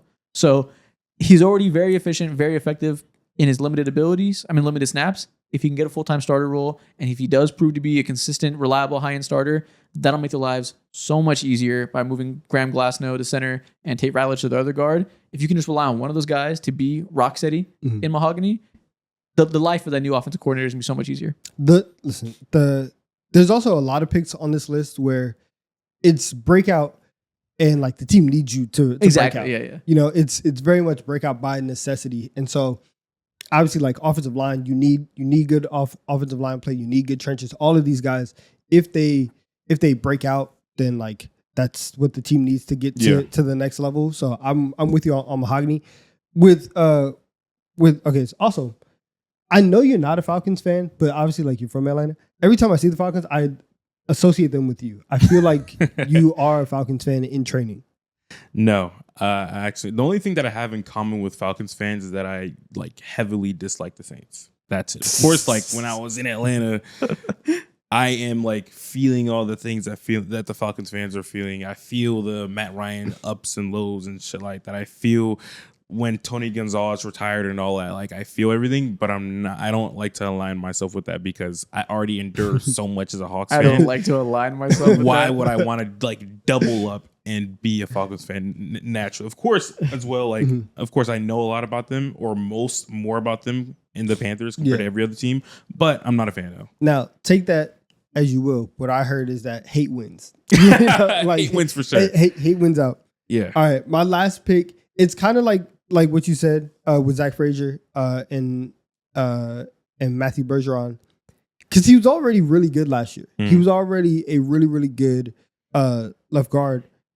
The thing for him is if he can get his pass protection up, he's going to be one of the best guards in the league. Because right now he's already a great run blocker, and it's also because like he's a great run blocker because the Falcons use him and their entire scheme fits how he plays. Like he's not some super strong like mauler and is just going to come in here and just run over people, but he is very good with his feet. He's very smart. He's able to get to the second level. He knows who to block and where to get there. And so for the Falcons, who run this very, very heavy zone running scheme, that works perfectly for him. And so they're the highest rate in the league, don't they? I think it's like a vast majority of their rushes are zone running. It is something. It's crazy. It's like 80% outside zone. Jeez. Yeah, and so for them to have a guard like this, and then to also have Bijan in the backfield, where you got the new pronunciation. You got the new one. I saw new Bijan just dropped, by the way. Did he say this? Yeah, he said it. It's not Bijan, it's Bijan. How long has he been saying? Like he said that like 4 days ago. Yeah. So was it never Bijan? Nope, he just didn't want to clarify. Oh wow, so it's Bijan. You let people rock. You know, it's funny. In college, he took a sponsorship with Heinz around Bijan mustard. Yeah. He was like, "Bags calling. I'm gonna let you rock. You can call me Bijan if you want, but really, it's Bijan." That's funny, bro. Which I respect. Yeah, I exactly. respect the money talks. But when you have a great running back like that behind you, it's also just gonna make you look better because it's like whatever gap, whatever zone you end up blocking, he's gonna find the right one that works for him. So again, all of this is based on if he can get his pass pro up to a certain level. But also, I'm looking at it right now. So the Falcons, they had 111 plays last year where they ran a gap scheme run. They had 440 in zone, 347 in zone, and so it's so heavy. Is that like 75%? It's something like that. Yeah. Damn. Yeah, and so like we're just gonna zone you to death, and he does it extremely well. Yeah. Okay. So there you go. So that's what he's going into year 3. He's been good really his entire career, and he's gotten better every single year. It's just like can we get like elite pass protection? Yeah, fair enough. And that is our offensive line. That is our offense. To recap the offense, we have Drake May at quarterback, Omarion Hampton at running back, Tucker Kraft tight end. Our wide receivers is Drake London, Roma Dunze, Marvin Harrison Jr. And the line is Josh Simmons, J.C. Latham, Christian Mahogany, Matthew Bergeron, and Zach Frazier. If this was a starting lineup, where do you guys think this offense would rank? They make the playoffs. This would be a great team. What do you mean? This would be a fantastic team. This would be one of the best teams in the NFL. This would be just like a Pro Bowl roster. This would be a great team. So this is the best offense in the NFL? Who's gonna be the best offense in the NFL this year? Who's coordinating it? Who's yeah. That is true. There's so many hard. moving points. Yeah. But it would be a fantastic team. Okay. It's time for the defense. So here's our defensive line. My picks at edge, I cheated. I picked the most obvious answer in the world. It's not really cheating because he is a breakout star. But you look across, I'm sure if you watch 20 YouTube videos of breakout stars of 2025, this guy will be here 100% of the time. We got Jared Verse. Verse is the clearest, most obvious breakout star. Oh no, the defensive rookie of the year is gonna break out. And so like that's why I hesitated. I wanted to I put him here. Originally I had Yaya Diaby on here. So if you guys want my deeper cut pick, Yaya Diaby is another D lineman that's gonna break out this year. I took him off last second and put Jared Verse. Just because even though Jared Verse already broke out, he already led the league in pressures last year. He already is clearly on the path to being a superstar. This year, he's going to go from being a young player, clearly one of the next greats, to being a DPOY candidate. He's going to make the leap to being one of the best defensive players in the league this year, I think, immediately. So I just felt like he had to be acknowledged on this list, even though it's more of an easy pick. Yeah. When, like, the Rams and their entire strategy of we don't care about draft picks, we're going to trade everybody, and it's gonna be fine. And most of the times you don't feel the effects of like trading all your draft picks until like 3-4 years after you trade those picks away, because when the rest of the league has now recouped a whole bunch of talent and then those guys are coming into their prime, you don't really have anybody there. The way that they were able to remake this entire defensive line and get Jared Verse in here and make sure that they hit on him and really everybody else on that line, like the Rams are going to have a case for, like, especially as we get to the playoffs, one of the more impactful D lines in the league. And as you see like Matthew Stafford and him like start to age and maybe have some inconsistencies the way that he did last year, that defense and that D line is going to carry him. Jared Verse is going to be the reason. He also almost single-handed, like in the playoff game against Philly last year, was killing. And I hadn't seen anybody dominate Philly's offensive line the way that Jared Verse did in that playoff game. And that's because he's one of the best defensive linemen in the fucking NFL. Yeah. He is one of the best already as a rookie, one of the best speed to power combination rushers in the NFL. His raw athleticism is utterly ridiculous. Everybody that approaches him in that locker room and is around him for a day says, this guy just looks different, moves different, is different in basically every way. He's one of those generational physical talents. And like last year, like I said, 89 total pressures, first in the NFL. It's 19.7 pass rush win rate last year. Sack leader Trey Hendrickson was at 20%. 0.3 difference in his rush win rate. Well, that's a hard word to say. Versus the sack leader. The only thing that is holding him back from being recognized as one of the best defensive players in the NFL right now is the fact that he didn't finish more of those sacks. Once a few plays go the other way and he gets his hands on him instead of pressuring the quarterback and feeling him weasel out, once he grabs Kyler Murray a couple more times instead of him running out of the pocket, he'll be recognized as a DPOY candidate right away. Facts. Okay. And you pair him with that dude, that Rams defensive line, you mentioned it, like they've done such an amazing job building it through the draft. Like combining him with Fisk and Turner and then now adding Puna Ford, like they're going to have the big bodies in the middle to hold up all the gaps and then let him just dominate off the edge. You said one of the best defensive lines. This is going to be at worst 2 or 3, I think. Ooh. Yeah, I'm saying one of the best because I have the Giants D line. Yeah, Giants. Yeah, and I'm waiting to see that, but yeah, it's clearly going to be up there. Yeah, and yeah, we'll spend the least time on him. You guys know he is clearly a star. All right, the other edge this was my pick, Latu from the Colts. Similar to the Marvin Harrison pick. So clearly you're not selling any stock on these guys that were supposed to be the best of their position coming out of the draft. Yeah, and like he was still like productive last year. It's the same with Marvin Harrison. Like he had a solid rookie year. Obviously you would have wanted to see more, but like Latu, third amongst rookie D linemen and QB pressures. And the big thing for him is it's 2 things. One, getting just overall like growth going into your second year, and then you are going from a Gus Bradley defense into a Lou Anarumo defense. And so last year, like the Colts played zone on 68% of the dropbacks. It was very much when you play us, you know exactly what we are going to show. You know exactly what we're going to give you. Their defensive personnel also wasn't like amazing, but like it was very static. You're bringing in Lou Anarumo, who when the Bengals were at their best and whenever they were at their worst, it's because his scheme is I'm not gonna say like complex, but it's not static. Right? No, it is complex. It is very complex. It's very like it's like you have to know, and it's a bunch of different looks, and so they fired him because the defense is complex. Like they wanted somebody in there with a simpler defense for young players. Yeah, and so like it takes time to develop, and they don't have time to develop young players and bring them along. And last year, the guy who's in Florida right now, who had 17 and a half sacks, guess who that was under? It was under Lou. And so Lou's going over to Indy, and that's going to be really the same thing. And it's going to be a very similar role for Latu, where he was already a better pass rusher than he was run defender. But with Lou coming in, he's gonna have the coverage be diverse in the back end, and then just tell him, hey man, pin your ears back, go get the quarterback. Yeah. Go rush. And so like, do I think he's gonna get 17 sacks? Probably not. But like the increase in production is gonna be there. Yeah. And so the first interior D-line pick is honestly a similar story. Another year 2 player, common theme on this list. We're being lazy, but it is what it is. Because these guys, it's a good draft class, and you commonly see NFL players break out in their second year for a reason. So we're not running away from the obvious picks. Byron Murphy is the interior D lineman on my list. Byron Murphy II. For the Seahawks last year were 7th in sacks. Only 0.5 came from Murphy. I think the general public kind of perceives him as having a disappointing year for first round pick just because the production wasn't there in terms of numbers on the board. But he played nose tackle, a position that two things are true. Notoriously takes a long time for young players to adapt to. It's a difficult position.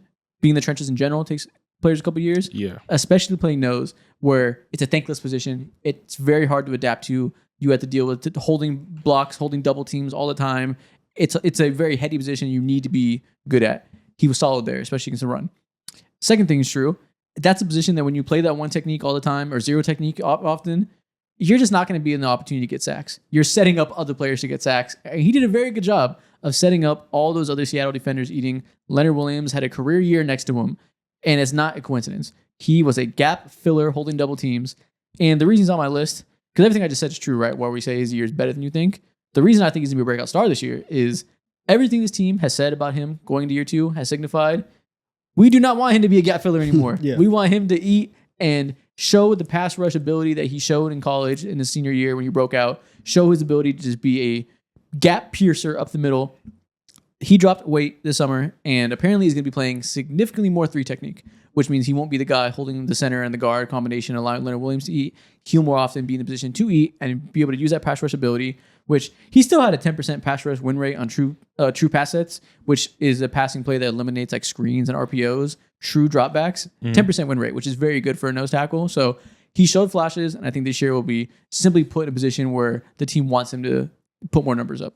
Yeah, you could tell me, honestly, anybody on the Seahawks is going to break out, and I'd be like, facts. Yeah, Mike McDonald figured out. Yeah, like this defense is going to be elite. And with McDonald, like, especially the last year in Baltimore, being able to move people around and put people in perfect positions, like they were able to create so many just like really, really cool things defensively. So I'm with that.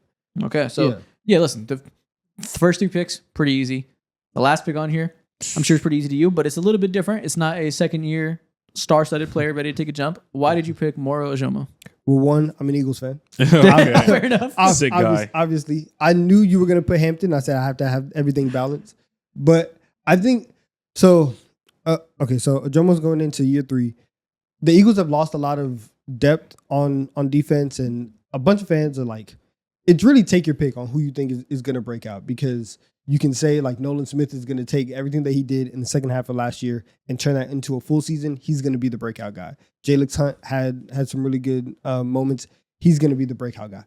I think Ojomo is going to be the breakout guy just because he gets to play next to Jalen Carter. Yep, it's a pretty ezy role. And so when you have a DT that is a top 5 at his position, and he's going to be the one getting all the double teams, you are going to have one-on-one every single time. And so it's also like, it's part of the reason why Jordan Davis is very, I mean, Jordan Davis is a large guy, but like, you know, like he's solid in himself, but like he found success. Milton Williams ended up being the steal DT of the free agency class.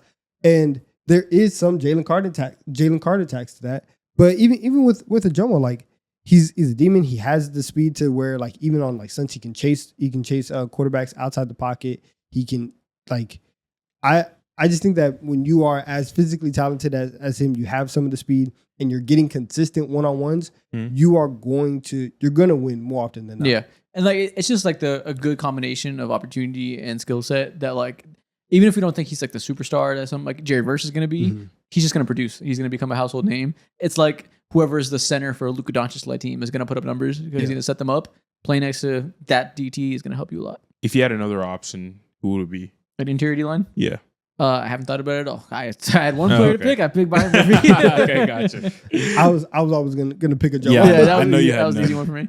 But I definitely wanted to put Yaya Diaby on this list. I felt bad not putting him on here. So if we had a 50 lineman, Yaya Diaby would be on here. Very similar story to Verse, where already pressure machine just hasn't put together the sacks, goes pretty unheralded for that Bucs defense. But Diaby is the ultimate like eye test warrior. You watch a Bucs game, you see him screaming off that edge, you're like, that is a star waiting to pop. Yeah. Also, if I didn't pick Latu, I was gonna put another Eagle. Like, I know. I didn't even bother asking. Yeah, he's always picking Eagle. Yeah, of course. I put a Charger in the first slide. You had to put an Eagle here. The good thing is I put a second Charger. At linebacker, I had Guyan Henley as the clear next breakout linebacker. Had to get one on both sides of the ball. Man, Diane Henley is special. I'm changing my pick right now. Jeez, we're sick, man. Diane Henley is, simply put, already one of the best zone coverage linebackers in the NFL, I think. After last year, already broke out in that way. He is just an insane athlete that came into the league incredibly raw. He played wide receiver in college, which is one of those players that came in, signed to a team as ATH as their position. They had to figure out where to put him on the field. Eventually, he got comfortable at linebacker, came into the league, like I said, raw. It was a prospect in the truest sense. And last year, we really saw the IQ come together, really saw his ability to read the field come together, is amazing breaking and going sideline to sideline. If you throw a out route to a running back on the field and he's around, he will tackle him every time. If you try to throw it in the middle of the field when they're playing their 3 safety looks and he's in these hook curls, he will jump on it every time. He's extremely effective. He was the eighth linebacker in man coverage PFF grade last year, so he's also good there, guarding tight ends and running backs out the backfield. He's just like a diet Fred Warner in the style of player he is, where he can diagnose plays in the pass and be good, solid against the run. Obviously, Fred Warner's amazing against the run, but like that style of linebacker, if you want him to kind of like serve as almost like a safety against the pass, Diane Henley fits the description. He led the team in tackles. Derwin James has already said in this offseason like that Henley has all pro potential and that he's been like he can already see him growing into being like a leader and having more influence in like the offseason programs and stuff like that. So you're seeing that aspect of his I guess career grow. And the same way that I was like, you could pick anybody on the Seahawks, and I think that they're going to break out because of Mike McDonald. What Jesse Minter was able to do last year and really put people in position to succeed. Having Henley here in year 2, I'm like, yo, you got it. Yeah. Like I'm very, very high on him. I think the Chargers defense is obviously great last year, despite not being built off of the strength of one of the best edge rushers in the league, like most defenses are. Obviously, they have Khalil Mack had a great year, but Joey Bosa's always hurt. It was really like a one great edge rusher team and solid D-line around that, but really just Khalil Mack who's getting older.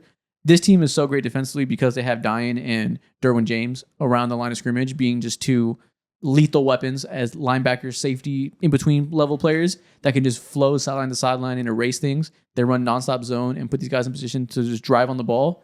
If they're both healthy, that's an incredible advantage to have in the short area. Wow. All right. Listen, for this next guy, I need you to look up these highlights right now. I need you to look up highlights for Edgerrin Cooper. This guy's crazy. Really? Okay. Athlete. This guy's different. He's the opposite. Everything I said about Diane Henley, about like the finesse and the zone coverage and just moving sideline to sideline, Edgerrin Cooper is a complete opposite. This is a musclehead freak athlete that will run up the middle of the field and destroy any run like a fucking missile. That's crazy. He can blitz. He can stop the run. He has the speed to play coverage. He is like so at the end of this season, out of all the players on this list, if Cooper ends up being the best player on this list of 22 players, I'm not shocked. So you think he can be like the best linebacker in the league potentially? He has that type of ceiling. Like I think he can be a better. Well, okay, so no, because like besides the legends like Fred Warner, but like you think he'd be first team all pros, like within in terms of like that, like tier 2, like after you take off the legends, like I think Cooper has that level in him for everything that he can do. And dude, the way he's just cutting through these blocks is actually insane. I'm real life watching these edits. He looks like Patrick Willis on some plays. He looks insane. Fuck? It really is ridiculous. And like when he's defending the run, it looks like an adult playing with a kid in terms of like, okay, I'm going this way, psych, I'm going the other way. Did you see a D1 player in high school? Yeah, like the way that he's able to set up other running backs to take a certain hole just so he can go around and fill the other hole and stop the run is crazy. He's so twitchy. He's so athletic. He had 17 tackles for loss last year. He only started 4 games. Bro, right? He played 55% of the snaps last year. Jesus, and he Christ. was 3rd in tackles for loss among linebackers, 10th in sacks, and 17th in QB pressures as a rookie, playing 55% of the snaps. He's just productive as fuck. Like simply put, just insanely productive. Yeah, this is 100% going to be, again, out of everybody on this list, there's no doubt that he's going to be one of the 3 best players on this specific list. Yeah. And then for the Packers, like their offense, and it's just how, like, obviously how it goes. Like the offense is going to be a conversation, and like, can they create explosives? Can they have a wide receiver who can be a like true wide receiver 1? this defense and the improvement that they made last year, a lot of that is based off of Cooper and what he's able to do in the run. And if they're going to be one of like the best units and take some other like crazy leap, it's going to be because like he just goes crazy. But he is going to be one of the breakout linebackers of this year. Can you imagine if these two players played together? They they're so well. Opposite. They're so wildly opposite. Yeah, and they both have similar, like they're linebackers. So they both like they have the similar strengths. But yeah, in terms of one being insane coverage, one insane run, the other being solid at both. Yeah, this would be such a beautiful combination to see. God damn, fucking Navarro Bowman and Patrick Willis too. Obviously diet versions. But yeah. Honestly, the linebacker position is pretty easy. Yeah, we'll see. Maybe he's not dying. We'll see. Maybe talking about the best linebacker duo of all time. But hey, listen, Navarro Bowman is coaching Diane Henley now. He's an assistant on the Chargers. So listen, man, learning from the best. Wow. But yeah, linebackers are pretty simple. I think we both agree these players are going to be clear superstars. Now let's move on to the secondary. We have 2 safeties, 2 boundary corners, and 1 nickel player. Okay. And those players are my third rookie of the list. Malachi Starks is the safety on here. And we'll jump ahead to Nate Wiggins is your cornerback pick, right? 2 Ravens on here. And I think that is extremely appropriate because I don't know if this is a bold prediction or if I'm getting ahead of myself. I think this Ravens secondary, if they're healthy, is going to be one of the best secondaries we've seen in modern NFL history. Wow. This is going to be a legendary secondary if they're all healthy, I think. Having Malachi Starks with Hamilton, and then you have Humphrey going back to the slot corner, and you have Wiggins on the outside, and if Jair is healthy, knock on wood, on the outside, that is one of the most stacked secondaries I've ever seen. And because it's going to be so great, and I know you put Wiggins on here, Starks had to be here for me. Just because I think maybe it's because the situation he's walking into, it being so perfect and it being so... not easy because him being so great is a big part of why I think they can be so legendary. But like being good when you're next to Kyle Hamilton is going to look like being extremely good because you're surrounded by nothing but amazing DBs and a solid pass rush. He's going to be like a Pro Bowl level player in year 1, I think, simply because he's a part of. Yeah, I think for both of these guys, I think like that's the case.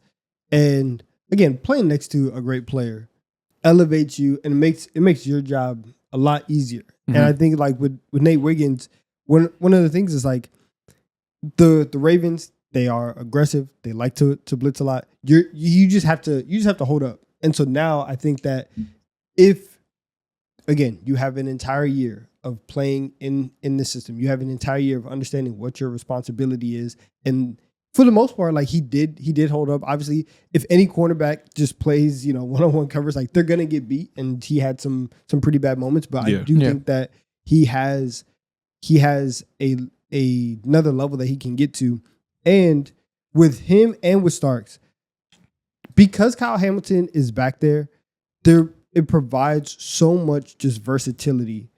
Across the secondary. So even if like. I don't know. You can put Kyle Hamilton somewhere, and then now Malachi Starks can go back. You can move Nate Wiggins around. If Jair Alexander isn't like amazing, you can put Nate Wiggins there. Everybody has like their role, but they also have another role that they can go and fill, and that's going to be the fun thing to watch with both of them. Honestly, you said that Kyle Hamilton unlocks the versatility, which he does. One of the best in the league, obviously. I'm excited for Malachi Starks unlocking the Kyle Hamilton versatility again. Early half of last year, this Ravens defense got off to a really slow start because their secondary was complete buns. They started off with Kyle Hamilton being a primary slot defender, being able to move around there towards the line of scrimmage because they had to put Marlon Humphrey on the outside, and it was a disaster. Their deep safeties at the time were absolutely horrendous. They saved their season by making Kyle Hamilton go back to deep safety and predominantly play on the back end, which is obviously fine, right? He's great at everything. He's Kyle Hamilton. But I think some of the versatility that we've seen in past years was a little bit held back by the need for him to fill certain roles because of the necessity of the roster around him. If Malachi Starks can, and I think will, walk into the league able to occupy that space on the back end when they want to run cover 2, he can be the deep safety. Run cover 3, he can even play single high. Do everything that he's projected to do as a prospect. You can once again move Kyle Hamilton around, have him play essentially as a sub linebacker, have him play nickel corner, have him play free safety, have him play strong safety, move around everywhere again. And just unlocking that weapon that is Kyle Hamilton at his fullest will make them even better than they were last year. I'm looking at his snap counts and his alignments last year.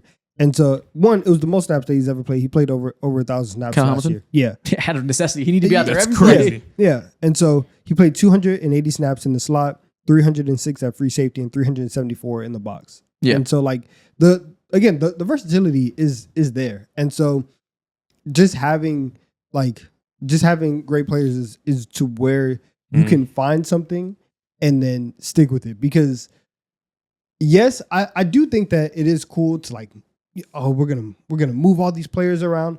If people can do the simple thing, or if people can find one look that works for them, they're going to go back to that more often than not. And so if you're the Ravens, if you have a spot where you feel like Kyle Hamilton is maximized, being able to put him in that specific situation more often than not, that's something that you're going to go to. And so, yeah, like Malachi Starks is going to unlock. Nate Wiggins is going to unlock like this. I'm with you. This secondary is going to be crazy. And it's funny thinking about this secondary being wild, because honestly, when I think about them, I think about the Thursday night game where Jamar just torched him and he had like 1,000,000 yards and 1,000,000 touchdowns and all that.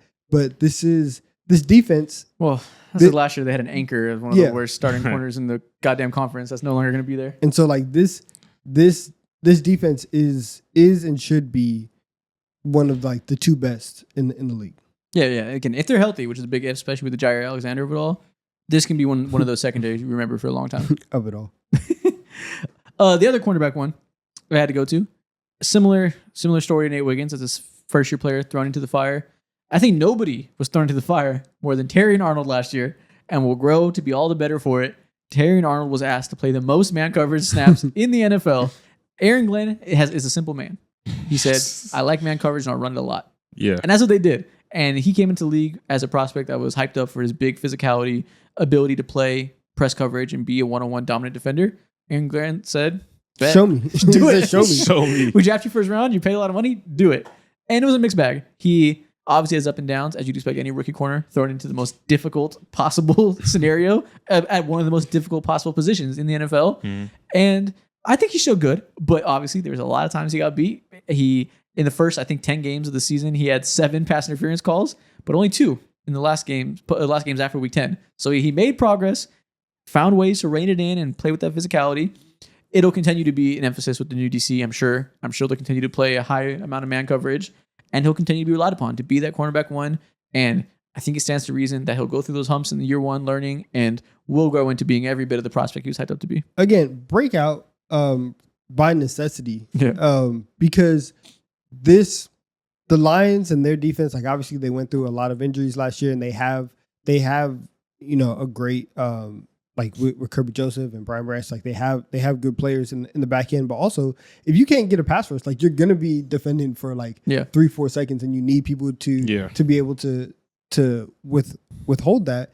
And so Terry, yes, like you are going to have to break out, because you are going to get tested all the time, and you're gonna have to make sure that Detroit can keep playing the way that they want to play. Yeah, and especially in the second half of the season after Hutchinson went down, when he goes down, your pass rush isn't great. Aaron Glenn said, we're not going to stand here and get diced up and never get back there. They blitzed at a ridiculous rate. They ran like the most cover zero in the league post Hutchinson, because Aaron Glenn's a smart man and said, we will not go out like bitches. We're going to apply pressure some way. And that makes it even harder to play man coverage when you're in nonstop cover zero. So hopefully that doesn't happen again. The Lions were like cursed last year with the amount of injuries they went through. It was like just they were chosen to deal with the most adversity by a higher power. If that doesn't happen again and everything is better, you have the full allotment of talent around you for most of the season, I think I'll have a very strong year. Facts. All right, so who do you have at nickel? So at nickel, I have Tyke Smith, which really this is we say nickel. I'm taking that off. It's really DB. Well, he played majority nickel last year. And this is the reason why I think he's going to break out, is because Tampa Bay has been using him as a safety as well. And so they've been moving him around. He did play safety in college. What do you think he's best at? I mean, he's a ball hawk. He's really good at blitzing. Like he's good. Like I'll say his versatility and then just being around the ball, which perfect what you want from a nickel. Exactly. Right. And so this is also another case of playing next to another great player. And so when you play next to Antoine Woodford Jr., like you're going to be fine and you're going to be okay. And so for Tampa Bay, I think having somebody who can step up and play so many roles, which is honestly a theme I feel like in modern NFL defense, is Can you have guys not just play one position? Can you have them play 2 or 3 so that you can disguise looks, so that you can be creative with your calls? I think Tyke Smith is going to be one of those guys that, especially for Tampa Bay, is going to be like that. And then you have Todd Bowles, who is like, oh yeah, we're going to go get him. Yeah. So I think that having him on there and having him as like a breakout player, it makes sense for me. Okay. It's kind of similar situation with Jaden Hicks is my other safety. Justin Reed left in free agency, and Jaden Hicks played a lot of nickel last year. They moved him around as a third safety. He wasn't a consistent starter. Justin Reed leaves in free agency. I haven't seen a single Chiefs fan give a fuck. They don't give a damn because they know Jaden Hicks is sliding right into that starting lineup and is a better cover safety than Justin Reed already. Justin Reed is a fantastic tackler, really good against the run. We'll see how they replace that productivity. But Jaden Hicks already grades out better in coverage in basically every way. Will step into that role, grow into the snaps there. Kind of like the Christian Mahogany pick on the offensive line we did, where we said, you had your limited role, you were highly effective. We let somebody walk because we knew you had you in the pipeline. It's time for your turn to step up. And I think he'll do that with no real issues. Yeah, the Chiefs, I mean, so Hicks played like an equal amount of time as like a free safety and like playing down in the box. And like with Justin Reed, they moved him around and, like especially with the Chiefs defense and with Spags, like you're going to try and come up with a whole bunch of like exotic looks and stuff like that. But he played a majority of his time in the box for what you were saying. He's a good tackler. And I'm really repeating a lot of this stuff, especially on defense, but like it is breakout by necessity, because quietly, like when the Chiefs won the Super Bowl 2 years ago in 22, after they have remade a lot of stuff, it's because they got some great production on defense from the young players. However, as you like keep going, you've lost some guys on defense, like Justin Reed walks out. You lose L'Jarius Sneed last year. Chris Jones is getting older. You signed George Karlaftis to this extension, and it's like, cool, we really like you. We think that you're going to be good for us, but this money is like top of the line money. Yeah. Are you ever going to get there? And so they do need guys to start stepping up and to start being, like all pro bowler level production, so that they can get back to it, especially if the offense still hasn't found like or regained its mojo. So it is a breakout by necessity. And I do think that Jaden Hicks will be good. I think he'll be solid, because also if he's good, the same way that we were talking about like with Kyle Hamilton, we could do the same thing with Trent McDuffie. And we can start like using him in creative ways as well. Whereas like last year, you really had to use McDuffie on the outside because he had to make up because L'Jarius Sneed wasn't there. And so I hope that Jaden Hicks is there. I hope that the secondary can be great. And yeah, that's what we need from the Chiefs. Okay. And there we go. That's our secondary. Wow. Yeah, man. And that is our defense. And that is our team. To recap, our defense at edge, we have Jared Verse and Laiatu Latu. At interior D-line, we have Byron Murphy II and Moro Ojomo. Linebacker, Diane Henley and Edrin Cooper. And our DBs are Malachi Starks, Jaden Hicks, Terry and Arnold, Nate Wiggins, and Tyke Smith. What a team. And that is our breakout teams of 2025. And that is the end of hour 2 of this episode of Block 2. What is it time for? It's TikTok time. It's time to roll in. But real quick before we go into TikTok time, do you have any like honorable mentions? Nope. It's TikTok time. Are you ready? This football isn't colored, but it's okay. We'll fix that. TikTok time. We move. Welcome to TikTok time. Today, we're once again going to begin with something fun. We're going to begin with some NFL nickname content. Mo, tell me about this. Man, you guys know how we love our nicknames. This is not unfamiliar content. We've done this before on other platforms, other channels, other TikToks. You know our game, you know us. But this time, we're bringing that same exact format to the NFL. And I found that the NFL has even weirder, but even harder, consistent nicknames to me. So I brought this upon you guys to see what you guys think of them, and I want you guys to grade them. Okay, so A through F, we're going to grade some of the best and worst nicknames across the league. Yes, I'm excited. Exactly. First nickname up, Mr. Irrelevant. This belongs to Brock Purdy. This belongs to anybody picking the last pick. So this obviously belongs to anybody that gets the last pick of the draft. Yeah. I hope that Brock Purdy claims it as his own and we don't call anybody else that ever. Because he is like obviously the most successful Mr. Irrelevant of all time. Mm-hmm. I feel like it deserves an A. But it's not original, so I don't know. That's what I'm saying. He's leasing the nickname. He's leasing it. He's renting it. It's not. This is not him. It's not him. It's like, what if he makes it him because he is the Mr. Irrelevant? okay, you can have that. However, you are not retiring the Mr. Irrelevant nickname, because this year, whoever was the last pick, you are that. Next year, it's going to be the same. It's passed on. All you are is just a purebred Mr. Irrelevant. That's crazy. I think it's kind of cool to be the GOAT Mr. Irrelevant, so you are Mr. Irrelevant. Yeah, I feel like because of what he's been able to achieve, getting the bag that he got to, he like stamped that he was Mr. Irrelevant. There's never been a richer Mr. Irrelevant in NFL history. That's true, but I can't have you trademark that. I respect the bag getter. He can buy it. No, it's just him. Can you think of another Mr. Irrelevant that tops him? No, I'm telling you right now. Exactly. He's the face of that. I'll give it a B then. Can't be A because it's not unique enough, but we'll give it a B. I like it. All right. Next up, we got Rubber Band Man for Devonta Smith. This the one? It's just one of many. It's an A. So is this about him being long and lengthy, or is this like a T.I. Rubber Band Man where we're saying he's breaded? Both. It's about everything. He's long and he's breaded. Come on. They also call him like Slim Reaper. I found out that as well. They also call him Skinny Batman. A lot of good nicknames. Because AJ Brown is Swole Batman. So how do you feel about Rubber Band Man? I mean, I love it. It's great. It's perfect. It's an A. It's a 10 out of 10. It feels unique. I like it. One of the better ones for sure. Feels fun to say off the tongue. I feel like that is a very underrated attribute when it gets to nicknames. How it rolls off the tongue? Mm-hmm. Yeah. How fun it is. I do think if you have a T.I. song named after you, it doesn't really make sense because it came before you. But if it's named after you in the end, in the course of history, I'll give you an A. Mapletron for Chase Claypool. So this is like the NFL equivalent of like Maple Mamba, Maple Jordan. Because he's Canadian. Yeah.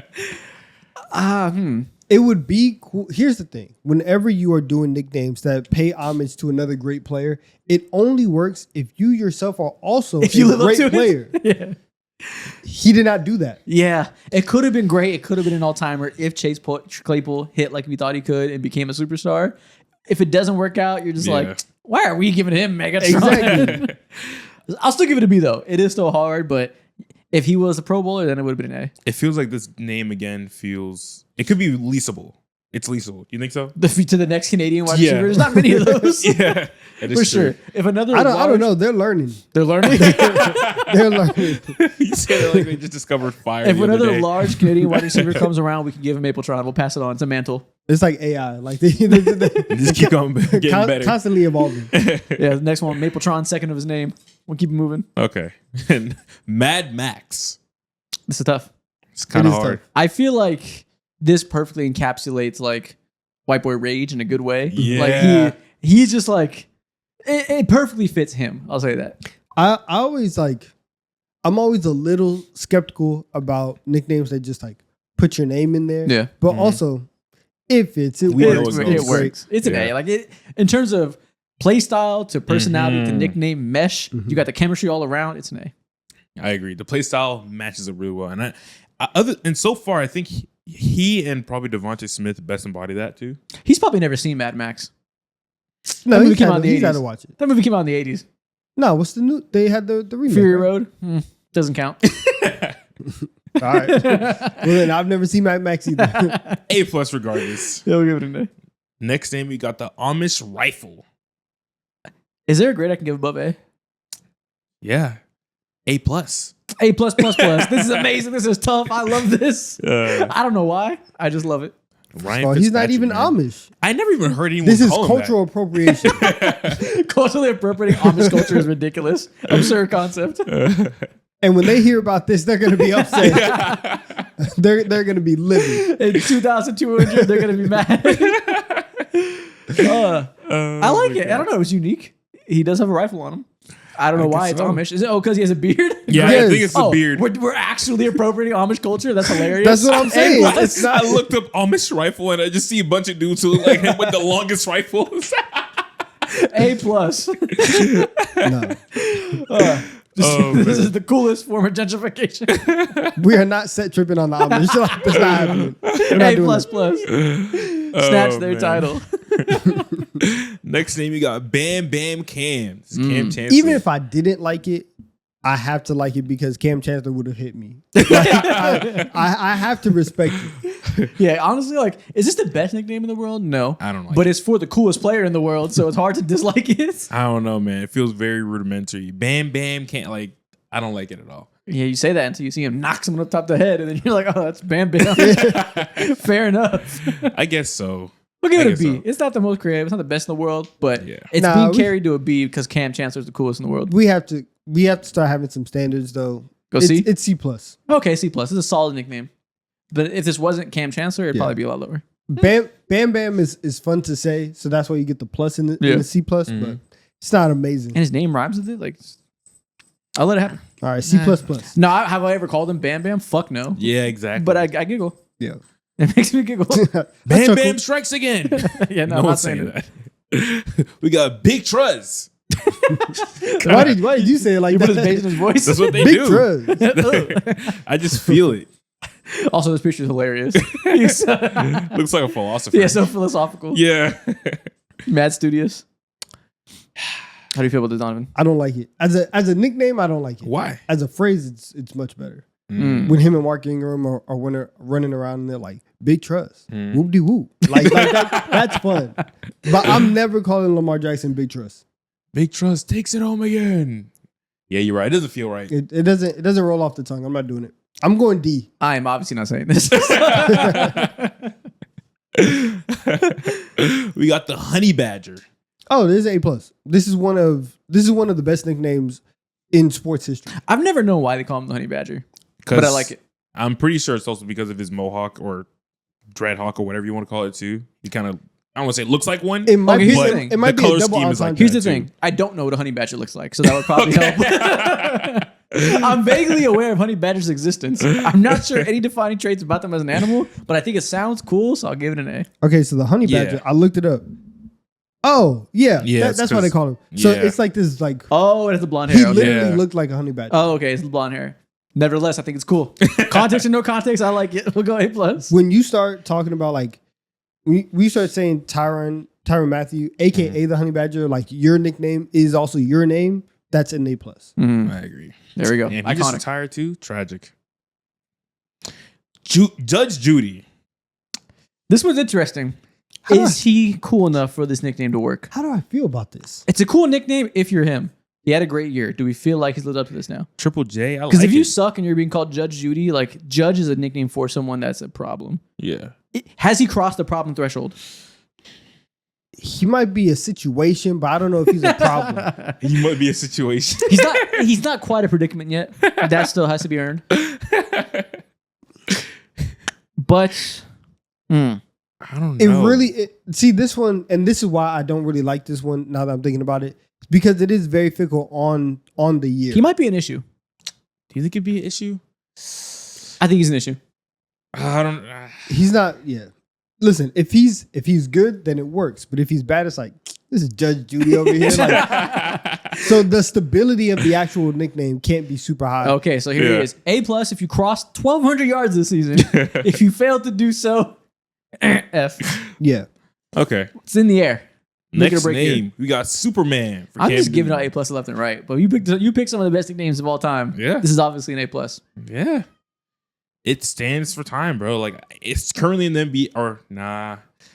Josh Allen is very much also Superman too, but no one ever. He's not. no one He's not. calls him He's like not. that to this He's not degree. Superman. Josh Not to Allen. this degree. Josh Allen is not Superman. He is his own like Buffalo type of other type He's a of superhero. Buffalo. He's different. He's different. But I think like for Cam Yeah. to be Superman, because to be like that big, that fast, that strong, that quarterback, you are something that like we've never seen at the position before. You've built the whole. I was going to say, Oh, we're yeah. missing The most important part. celebration goes crazy. To have a celebration that coincides with your nickname gives you instant aura points. This signifies this is the top tier nickname. Yeah. Yeah, you A have plus. no idea A plus. how much of an impact this made on my 15-year-old life whenever I see him do the wildest like tornado into the goddamn 1 yard touchdown line. and he would just be like, or do whatever fucking random celebration it is. You saw him front flip into the end zone, and you're just aghast. No, I saw him hitting them folks on. I forgot what team it was. On everybody. Everybody. Yeah. On every calendar year, everybody got it. There was a specific team that was pissed at him, though. The dude from the Titans. I think it was the Titans. The dude from the Titans tried to fight him. Ken was like, man, get off of me. And they hit it again. And I was like, That's super bad. I was like, if you don't like it, stop him. Oh, yeah, you can't. That's what I'm talking about. Yeah. And I was like, Next, we got Joe Cool. Here's the thing. This is bad. We can be honest. Joe Burrow is very cool. Joe Burrow is like Aura Man. He's like the Anthony Edwards Shea of the NFL. He bleeds cool. Not that's Justin Jefferson. Him too.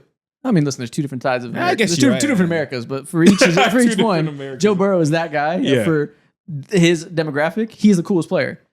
The nickname's a little lazy. now, mind you, there's many layers to this. One, it's a rerun because Joe Namath is also Joe Cool. Yeah. So that's one. The whites call him Joe Cool. Everybody else calls him Joe Burr. Yeah. Right? And so Joe what? Joe Burr. Say it one more time. Burr. Ooh, man. Right? And so dependent on who you align yourself with, you get a different version. It's like an alternate reality type of thing with the nickname. I don't like the rerun aspect of it. That makes it a D for me. D? However, the fact that you can play to both sides and accommodate everybody, it's very inclusive, and I like that. B plus. Inclusivity and nickname is hilarious. Listen, it's everybody's nickname. I'm going All B+. nicknames matter. I'm gonna give it a B. It's cool. I like what we present right now. I love it, bro. Shout out Joe Cool. God. I'll never call him that, but he is a cool guy. I guess we got Sauce Gardner. You know, it's nickname's hard good when that's his name that's listed on all the NFL websites. Yeah. He's just Sauce. It's like Magic Johnson, where that's just who you are. Bro, you're a mod. Who decided to go ahead and put Sauce in that first name? Whoever did, it worked. Brilliant, it's in the lexicon. I forgot what's his actual name. It's Ahmad. Oh yeah, Yeah. Ahmad Gardner. yeah. Go Sauce. Go Sauce. Yeah. Good name. I like that. Also, so here's the thing. He pulls it off, and it's because we know him as Sauce, so we just kind of like don't even think about it. That's just Sauce. Kind of hilarious to call yourself Sauce. Outside of Sauce Gardner, anybody else calls himself Sauce? It's kind of hilarious. It's like, look at this guy. What the fuck? Who do you think you are? But it works. Call me Sauce, bro. I guess so. Again, I feel Call me Sauce. Imagine I said that shit. How do you think he's introducing himself to his girlfriend's dad? Hello, Sauce. Sauce. What the fuck? Nice to meet you, sir. I'm Sauce. I promise you, he is not walking up to Ice Spice's dad. Oh, he is dating Ice Spice. I forget. And saying I'm sorry. That's like 20. Like Sauce was like a real popular phrase a few years ago. That's like today being like, "Hi, I'm Aura Man." Yeah, hi, my name is him. Yeah, I'm him. Look, what? The fuck is wrong with Buddy, right? So it would be an F for a lot You of are guys. not dating him. Like, what are you talking about? It would be an F for a lot of guys, but it works for him, so we'll give it an A. That's funny. You're lucky you're an All-Pro. Next, we got Bobby Swagner. I've never heard this. That's hard. Swagner. That's hard. Wait, is it just Swagner or Swagner Wagner? It's Bobby Swagner. Yeah. So here's the thing. It's not good. This is crazy 2013, 2014. But it's almost so lame and like outdated that I want to like it. Dude, it's It almost goes the fire. other way. It's almost retro. It's a certain part of your brain that it unlocks, and it's like, oh no, this is hard. It brings me back to the good times. I feel like love I'm a sixth this. grader. Yes, It's like buying a vinyl. Like, Yeah, we put on silly bands. Bobby Swagner. So it's bad, but in an ironic way. So I kind of like it. I'm willing to go B-. he needs to have his visor have the lines in between where you can see like those glasses. Like those glasses. Ew. Yeah, like we're listening to 808s and Heartbreaks. B-. I'm going to see. I don't like it. Yeah, I don't love it either, but I like irony. Okay. Next, we got Julio Waffle House Jones. Waffle House because he's always open. Okay. I'm glad you clarified because for a second I was like, this is insane. What? Yeah. I was like, what do you mean by that? Waffle House in Atlanta, I get it. It's super popular, but how does it correlate? It's an entirely different meaning. Always open is kind of hard. Okay. It's a great nickname if you want to play the clip in the front of a TikTok edit. Nobody has ever called Julio Jones Waffle House. That's never been a thing. It's not going to be a thing moving forward. So for that reason, it is very, very And you know what? like one trick pony. I would venture to say if I walked up to him in person and I said, "What's up, Waffle House?" he would not like it. Yeah. I don't think he'd like it at all. He would square up for sure. I think he would hit me. Yeah. So on the basis that I cannot call him this to his face, it is an F. I guess Exactly. so, yeah. It's not bad. It's not It's That'd be horrible. insane. What's It's up, Waffle horrible. House? That's crazy. Hey, yo, Waffle House. It's Waffle House. Yeah, he doesn't answer to this. There's no chance. Darius Big Play Slay. Donovan. How you feel about it? It's a go? I miss him. I miss him already. You take a moment of silence. Remember yeah. him in that jersey? It was listen. It was time to go, but I'm gonna miss him. No, it's hard. It's hard. It's big. Also because you started dropping his first name, and so then it was just Big Play Slay. It rolls off the tongue well. Has some good syllable counts. Yeah, it rhymes. B plus. Yeah, solid B. B plus. Yeah, it almost feels like an A to me. It's cool. But I can understand B. Yeah, it has a level of notoriety that has been accepted, but not the coolest nickname in the world. I'll give it a B. Okay, that's fair. That was fun. So These nicknames, I'm not going to lie, feel better than the NBA. that's just They feel more because they're new consistent. to you, man. We have Magic Johnson in the NFL. We have Mamba. There's a ton of them in the NBA. You're just too used to them. I know. While there's a ton of them, there also is a lot of bad ones too. Oh, you could have pulled up some way worse ones. There are some bad All right, ones. we'll see in a couple months from now. Yeah, we'll run it back.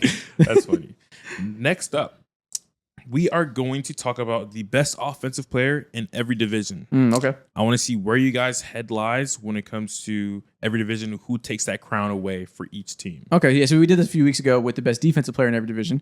And I think we got most of them right. Only ones that were mad were Steelers fans because they're insane about TJ Watt and Myles Garrett, and they just hate the fact that people think Myles Garrett's better than him. But outside of that, I think we did a good job. Well, I think we did a good job there too. But that was the one where there was some debate, understandably. The best offensive player is interesting. There's probably more debates here than it's kind of cut and dry for defensive players. Probably. All right, so first up, we got the AFC West. 3 of these teams are best offensive player. Oh, so I should say, we're doing besides quarterbacks. Yeah, besides quarterbacks. Yeah, so quarterbacks is too easy. Yeah, we're going to do I was quarterbacks on about their to own. say. Okay. Yeah, so not counting quarterbacks. You got to set it up top. We're going to do quarterbacks as their own segment next week. So this is non-quarterback offensive players. Exactly. 3 of these teams, their best players and offensive linemen. One of them is Brock Bowers, who came off of his rookie year. I kind of think it's probably just Creed Humphrey. Well, You got 4 first-team All-Pros in their positions, besides Slater. But yeah, one of these things is not like the other. I'm giving the credit to the guy who broke through. I'm giving it to Brock Bowers. You're getting credit for catching the ball. Why? Yeah. For not being a lineman. Okay. I mean, honestly, it's first-team All-Pro guard, first-team All-Pro center, first-team All-Pro tight end, and the highest-paid tackle in the NFL. So pretty hard to decide between. It's great. I'm going with the tight end. I'll go Creed Humphrey. Creed Humphrey is special. Okay. But Brock Bowers is fair. Especially if you tell me Brock Bowers this year takes another step because he's going to a second year and you want to give him credit for that, that makes total sense. But I'll go Creed Humphrey based off last year. He walked in and is instantly the second best player at his position. But he hit over 100 receptions as a rookie. That's At a tight end position, you know how hard that is? that's ridiculous. He said this shit is easy, day one. And you know who was throwing in the ball? Minshew? Yeah. Gardner Minshew. Yeah. Damn. And that, you know what? He had multiple quarterbacks that year, and that was the best one. Yeah. Tough. So, fuck it. Let's go Brock Bowers. Brock Bowers number 1. We got the AFC East next. Okay. Okay. It's probably just Tyreek Hill still, right? If we're not counting quarterbacks, it probably has to be Tyreek. But do you feel like do you feel like the ship is sinking and you don't want to go down with it? The ship is sinking, but there's a level above. And Will Campbell, shout out to you. You have not played a down yet. I told Will Campbell, bro, who else would it be on the Patriots? Nobody. It's tough. All right, Tyreek, you win. But man, you are hanging on. Yeah. And I guess there's a world where Garrett Wilson could pass him up soon because Tyreek's getting old. Garrett Wilson's rising. Do I think it's going to happen this year with Justin Fields throwing to him? Probably not. So at least one more year is probably Tyreek Hill. I mean, it might. That's all right justification. I mean, instead of James Cook, we can go like Deion Dawkins. Even then, I thought that was close enough. But yeah, I don't know. But even Tyreek Hill still has it. He's not falling off. He dealt with an injury. Tua got hurt. The offense fell apart. He could still have another 1,500-yard year left in him. He's not cooked.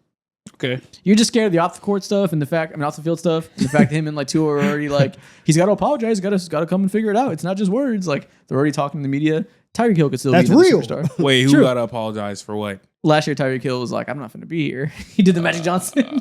He sent a tweet after the last game. He sent a tweet saying, "I'm out." Oh, and then did you throw the deuces? Yeah. Oh, yeah, I seen that. And he said something in a post-game conference too in the locker room. So he was talking a lot about like, maybe I'm not going to play here next year. I was like, "Fine, go." Yeah, but it's probably still Tyreek Hill. Okay. Next division, AFC South. Okay. So you have 2 elite wide receivers here. You do have Nico Collins. You do have Brian Thomas Jr. That's you guys' guy, Nico Collins. You guys went to bat for him a couple weeks ago. You also have Jonathan Taylor. Not you guys, him. But continue. Right. That was right. Yeah. You also have Jonathan Taylor. Okay. It's Nico. Yeah, it's Nico. It's Nico. Come on. Okay. Let's stop playing. Now, Brian Thomas Jr. could.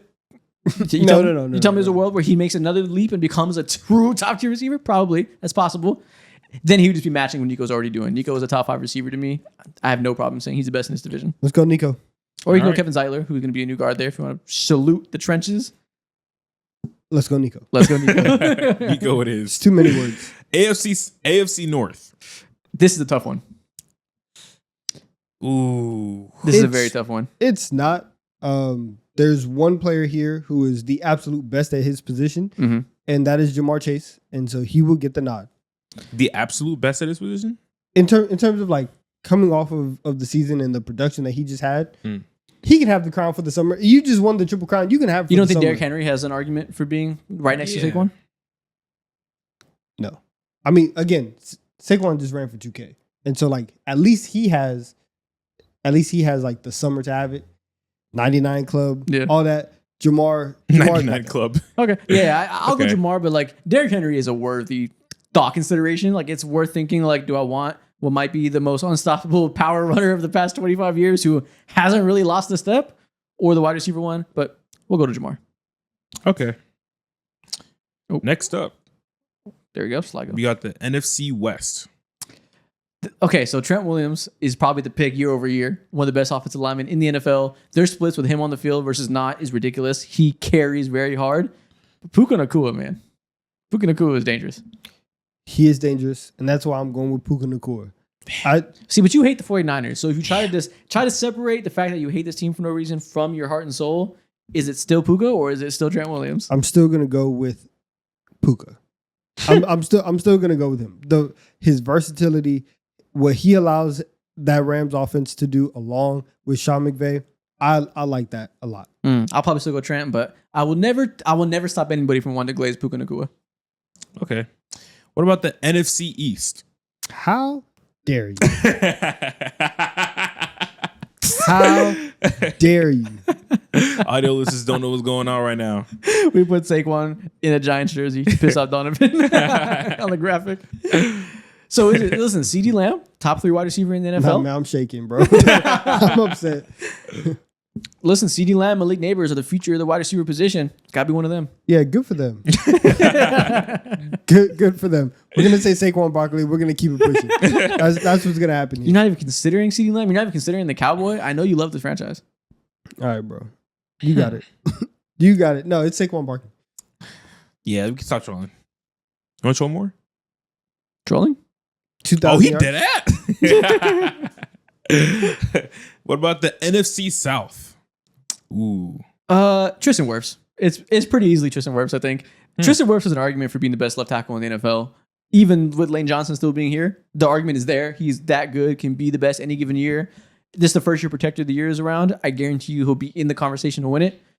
You could tell me if Bijan explodes and really has his year where he solidifies himself as a superstar, it's possible. But hey, pause.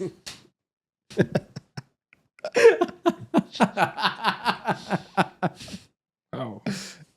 I caught your eye when I said that. It's Tristan Wirfs, next segment. Wow, okay. Tristan Wirfs is one of the best linemen in the NFL. It's clearly him.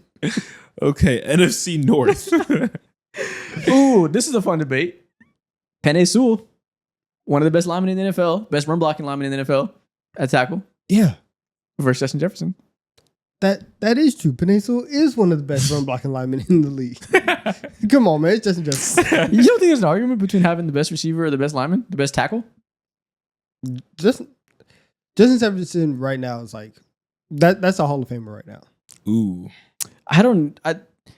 Penei Sewell is a Justin Jefferson of tackles. Brother. Shout out to Penei Sewell. It is Justin Jefferson. It's Justin Jefferson. The guy who is quarterback proof, the guy who is breaking all the receiver records, the guy who this year is going to make JJ McCarthy look like he is an actual NFL quarterback. That is Justin Jefferson. But Joe Tooney has rings. I forgot about that. Joe Tooney. Joe Tooney was going back to back. I guess so. I'm just kidding. As a guard, then trying to play tackle. And still being like, okay, like I guess it could work a little. It's Justin Jefferson. Until you saw them demons. Oh my God. Exactly what shut that dream down. What's the next thing? Get back inside. Speaking of demons, of course, as a Cam Newton fan, way back in the day at least, he's been facing a whole lot of slander. We talked about it earlier. And I want to know where he would lay in the land of all great quarterbacks right now by presenting to you the 5-level game once again. But Cam Newton edition. Okay, so we're going to do Cam Newton versus 5 current quarterbacks, see where he'd be in today's NFL. Exactly. So first quarterback up, level 1, Baker Mayfield. Sorry, buddy. This is Cam Newton. It's Superman time. Yeah, Cam Newton is just Baker Mayfield if he was like 6 inches taller, stronger arm, better in every way, harder to guard. He's just respect everything Baker Mayfield does, all the running he does, making plays happen. Cam does all that, but better. Okay. We had to have a level 1. I'm sorry, Baker. Yeah, listen, sorry. you're awesome to me. And just like we had a level 1, we got to have a level 2. Cam Newton, level 2, Jalen Hurts. Everything Jalen Hurts does, salute. All the stuff with his legs, salute. All the deep balls, salute. Cam Newton does all that and more. Shout out to He don't do the Jalen deep ball Hurts. better. Well, he's not throwing to AJ Brown. He don't do the deep ball better. I want to see him throw it to 10 get for sure. Yeah. I think if he had the same receivers, he would do them just as well. I'm just saying. Cam Newton is clearly better. All these debates on Twitter are nonsense. Cam Newton is levels ahead. Okay. We firming it. You got to give it to him? I mean, no, it's Jalen Hurts. No, he's lying. Come on, like He don't believe that, man. You don't believe that at all? this man got rings. Ring. Yeah. What's singular? Get out of here. But this man has appearances. You don't believe that at all. Cam Newton is clearly better. Level 3, Justin Herbert. Cam Newton's still clearly better. Cam Newton is an MVP. Shout out everything Justin Herbert does. Maybe he'll have a year where he breaks out and competes for an MVP. Yeah. Cam Newton's been there, done that. Okay, another easy conversation. Level 4, Josh Allen. Another easy conversation the other way. See, Shit, yeah, man. this sucks. This is where it I hate ends. this. I hate this so much. I think everything, like the idea of Cam Newton and how dominant he was during his prime, and like what would he look like if he got a little bit more consistent here, had a little more supporting cast here, did all these things and really put it all together. That's Josh Allen. If anytime you talk about Josh Allen, it's like, yo, what if Cam Newton could throw the ball consistently? It's like, all right, damn, we got it. Like that's just one of the best players in the world. Yeah. Listen, Josh Allen might be a top 10 QB of all time when it's all said and done. If you can get some hardware, it's another level. I mean, if he can get some appearances, I guess you need his that'd be appearances. crazy. this guy in appearances, man. Level 5, anyways. If he can was get some wins Patrick over Mahomes. Yeah. And I mean, yeah, come Obviously, on, it's a gap. It's a gap. Yeah. Listen, it ain't the Josh Allen. But shout out Cam, man. Damn. But yeah, man. All right. Yo, if the Bills don't win this year, I'm on that. I'm on that, man. Next segment that we got. Let's go ahead and do running back King of the Hill. Okay. We did this with wide receivers last time, right? Yes, I believe we did this with wide receivers last time. Very interesting pan out. This time we're going to do it with these backs. Okay. So how this works for people who have never seen this before, Mo's going to name 2 running backs. We have to pick which one's better. And then he's continue to say names one after another that'll continue to be the next challenger up until the end of the list. And we decide who is the best running back on this list. Yep. First up, we got Jahmyr Gibbs versus Bijan Robinson. That's tough. That's a hard one to start with. That's really hard. Gibbs versus Bijan, man. I guess Bijan just... Wait, are you pronouncing it right? I guess Bijan, my bad. There we go. I guess Bijan's better, but that's so close that I'm not really mad either way. But I think I can rely on Bijan for a higher volume, and he's a little bit more better between the tackles, but it's close. Wow, I have no idea where to go. Really? But Yeah. because I can't even use like Jahmyr Gibbs is splitting time because the Falcons do the same thing with Bijan. Yeah. Mhm. I'll go Bijan. Yeah, Okay. but I don't feel great about it. Okay. Bijan versus Derrick Henry. In his prime, Derrick Henry, there we go. I feel great about that Easy one. Wait, conversation. we're going prime right now. Prime. Yeah, prime. Prime. Even right now, I- you might say Derrick too, but Prime is Derrick Henry. Yeah, either way, it's better right now. If we're doing everybody in their prime, clearly Derrick Henry. I feel fine about that. all right. That Prime- makes the inconsistency of the first question smoother, because now I don't care. Okay. Prime Derrick Henry versus CMC. Prime CMC as well. Oh my, these are the opposite running backs of each other. Both of the best in the position at one point. Yeah. Ah, Shout out to CMC and everything that he does.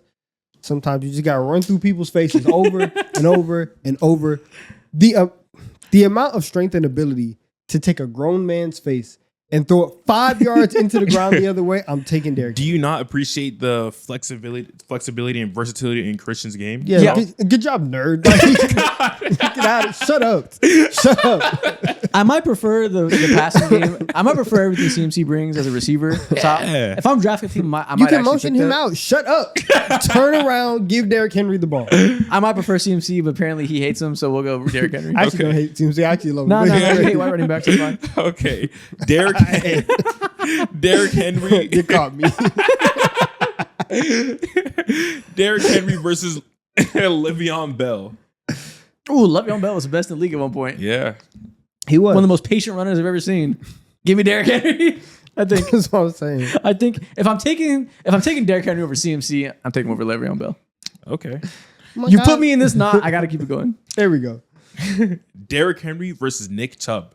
Derrick. Ooh. This is so hard. Once again, You if got I'm hitters taking him right over now. CMC, I got to take him over Nick Chubb. Damn, he prevails. Damn. All right. Oh, that hurts. That's a tough one. That hurts. I'm not mad so if somebody disagrees. Much. That hurts so much. Because if we're just talking again, no accolades, just skill and running the ball. Yeah. Nick Chubb, that's different, man. That's Special. pure But we'll production. go Derrick Henry. We'll keep it going. All right. Derrick I feel Henry bad.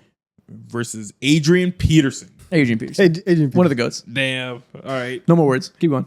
Adrian Peterson versus LaDainian Thompson. LaDainian Tomlinson. There you go. Keep going. Come on now. I'm Slow down. going Adrian Peterson. Slow down. LaDainian Tomlinson. Okay. It's Adrian Peterson. No, it's not. It is LaDainian Tomlinson. LaDainian Tomlinson is Exactly. better. No, I'm going. What's the argument? I would take Adrian Peterson over. Why? You would take him over 2007, LaDainian Tomlinson? You would take him over 2008. Adrian Peterson? Like, what are you talking about? Again, it's Two of the best seasons of all time. That's what I'm saying. Yeah. Again, now the second best season of all time. You talking about a guy tore his ACL, came back, ran for 2,000 yards. MVP, That's- 40 touchdowns. Like, it's just. Tore his ACL and ran for 2,000 I'm not giving brownie yards. points. LP's still better. If you give him 2 healthy ACLs, right, he's better on one ACL than 96%. What do you mean one ACL? He wasn't out there injured. He's better on one ACL than 97% of every running you back support abuse? who's ever You played. support child abuse. What? So you support child abuse. I support touchdowns. That's what I support. That's what I support. All right. Fuck all that. I support yardage. Let's go LaDainian. Touchdowns. You're a fool, man. I've heard that exact same conversation in a completely different light. That's like the third and fourth best running backs of all time. I don't actually care. Oh my They're god. both so good. Oh my god. Let's go LaDainian. LaDainian versus Saquon Barkley. LaDainian. It's LT. It's LT on that one. Damn. Okay. LT versus Jerome Bettis. LT, keep it. We're done here. It's LT. LT wins King of the Hill. Wait, one more. Nope. LT versus Marshawn Lynch. LT wins King of the Hill. God damn it. I guess I'm out. That Oh, actually man. is close between AP and LT, but I probably would pick LT. But Mhm. again, that's the two best running backs in my lifetime. I agree, man. All right. Next segment up. We are going to do a tier list. But this time around, I think this is our first tier list, actually. Actually, no, technically second, third tier list. Yeah. Because you did the other positions, quarterbacks and wide Yeah, yeah. receivers. But this time around, we're going to do a tier list based off of the best brothers in the NFL. The best brother duos or trios in some cases. Yeah, exactly. Okay, so there are so many good brother groups in the NFL history. We have to be very strict with who we put in S tier and A tier because there's so many of these that have 2 stars. Yeah. You guys can't All right, afraid. put a tier list up. Let me see. All right, so here we go. First name up that we should probably move around. Let's get the obvious out the way. J.J. Watt. And T.J. Watt. there's actually 3 Watt brothers. God damn. Shout out to Derek. Shout out to Derek Watt, fullback of the Derek Chargers. Watt. Served them decently for a couple of years. This is probably S tier. It's 2 DPOYs, the best defender of his generation, and then like the third best defender of his generation. Now, I would say A tier because I don't know if TJ Watt's going to be a Hall of Famer. Are you kidding? Is he? Yeah. He's First ballot? probably he'll be. Probably first ballot Hall of Famer. He's close. we'll see how the longevity goes, but he'll be a Hall of Famer, and J.J. Watt is like one of the 3 best defensive ends of all time. Because there's... The conversation is like Reggie White, J.J. Watt. Yeah. Like, they're S tier. No, that's not... that's not the part I'm questioning here. Yeah. But like, him enough, they're S tier. All right, we we got 3 of them. We got Derek sprinkled in to give brownie points. That's S tier. That does not matter. Derek sprinkled in. That's funny. All right, what about Peyton and Eli? Ooh. I mean, again, both of these are going to be, and this is why I'm like, maybe the Watt brothers can be at A, but I'm more confident about Peyton and Eli and that Hall of Fame duo, even though Eli shouldn't be in, but like that's S tier. They can both be S tier. I mean, that's like the quarterback duo. You're not going to see another more accomplished quarterback duo on this list. And if we're giving credit to the quarterback position being the most important one and everything, I'm fine with them both being S tier to start this off. That doesn't sound outlandish for real. Yeah, I mean, you have potentially a top 2 or 3 most talented quarterback of all time in Peyton Manning, wherever you go on that list. And then Eli, just rings. Shout out rings. Like, fantastic upsets. Yeah, is what it is. All right, what about the St. Brown brothers? Okay, so now we can go lower on the list. Yeah. We can go C? Yeah, because after Amon-Ra, like it's not a lot of great production. Honestly, this might be D just because I think a lot of these lists are gonna have 2 stars, and this one has 1 star. I think that's D. a good way to penalize them. Shout out to St. Brown's, but it's probably D tier. We have to paint the corners too. Yeah, exactly. We got to put somebody in F, and they're not F because Amon-Ra is a tier 1 wide receiver. Yeah, but they can be D tier.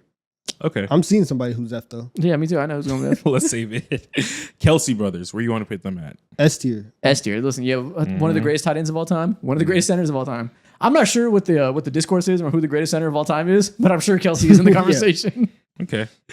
So again, that's a clear S tier. A Hall of Fame duo here. Yeah, I agree with you. Rondé and Tiki Barber, where are they going? 2 of the coldest players of the 2000s.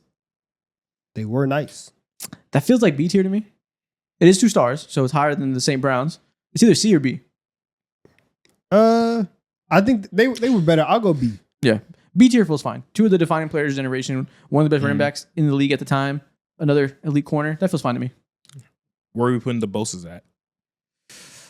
Nick does have a DPOI. That does mean something. It does. I don't think is Nick a Hall of Famer? Probably not.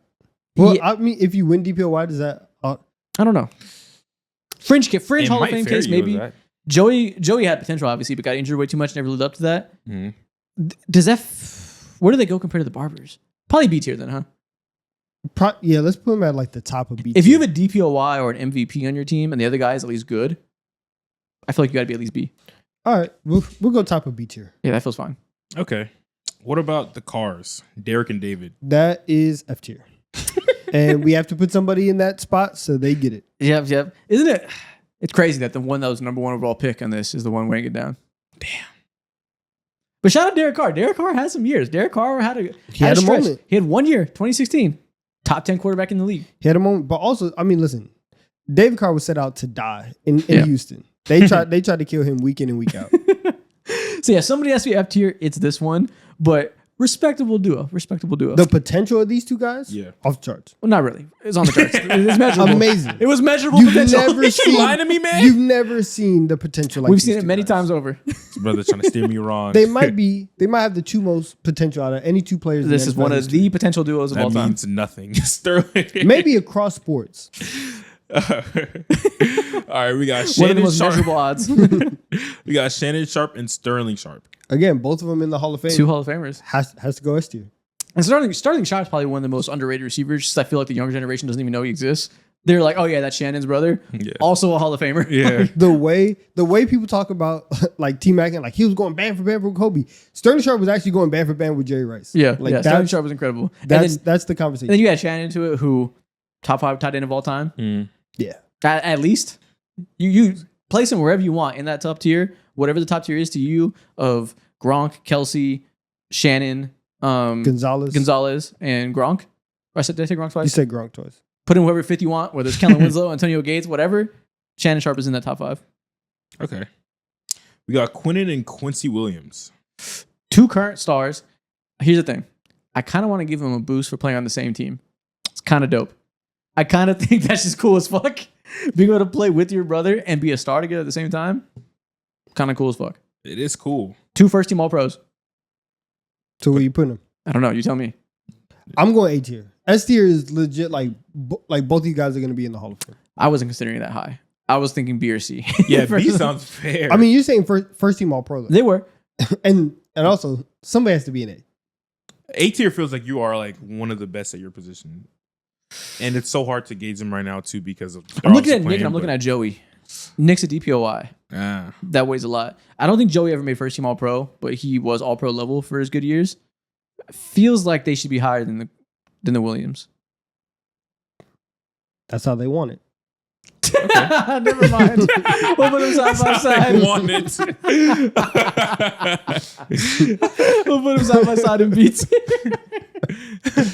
Okay. What about the McCourty twins? Dude, this duo are twins playing together at the same time. Oh my gosh. And they won a Super Bowl together in which they held Sean McVay to 3 points. You got it. That's cool as fuck. You got it.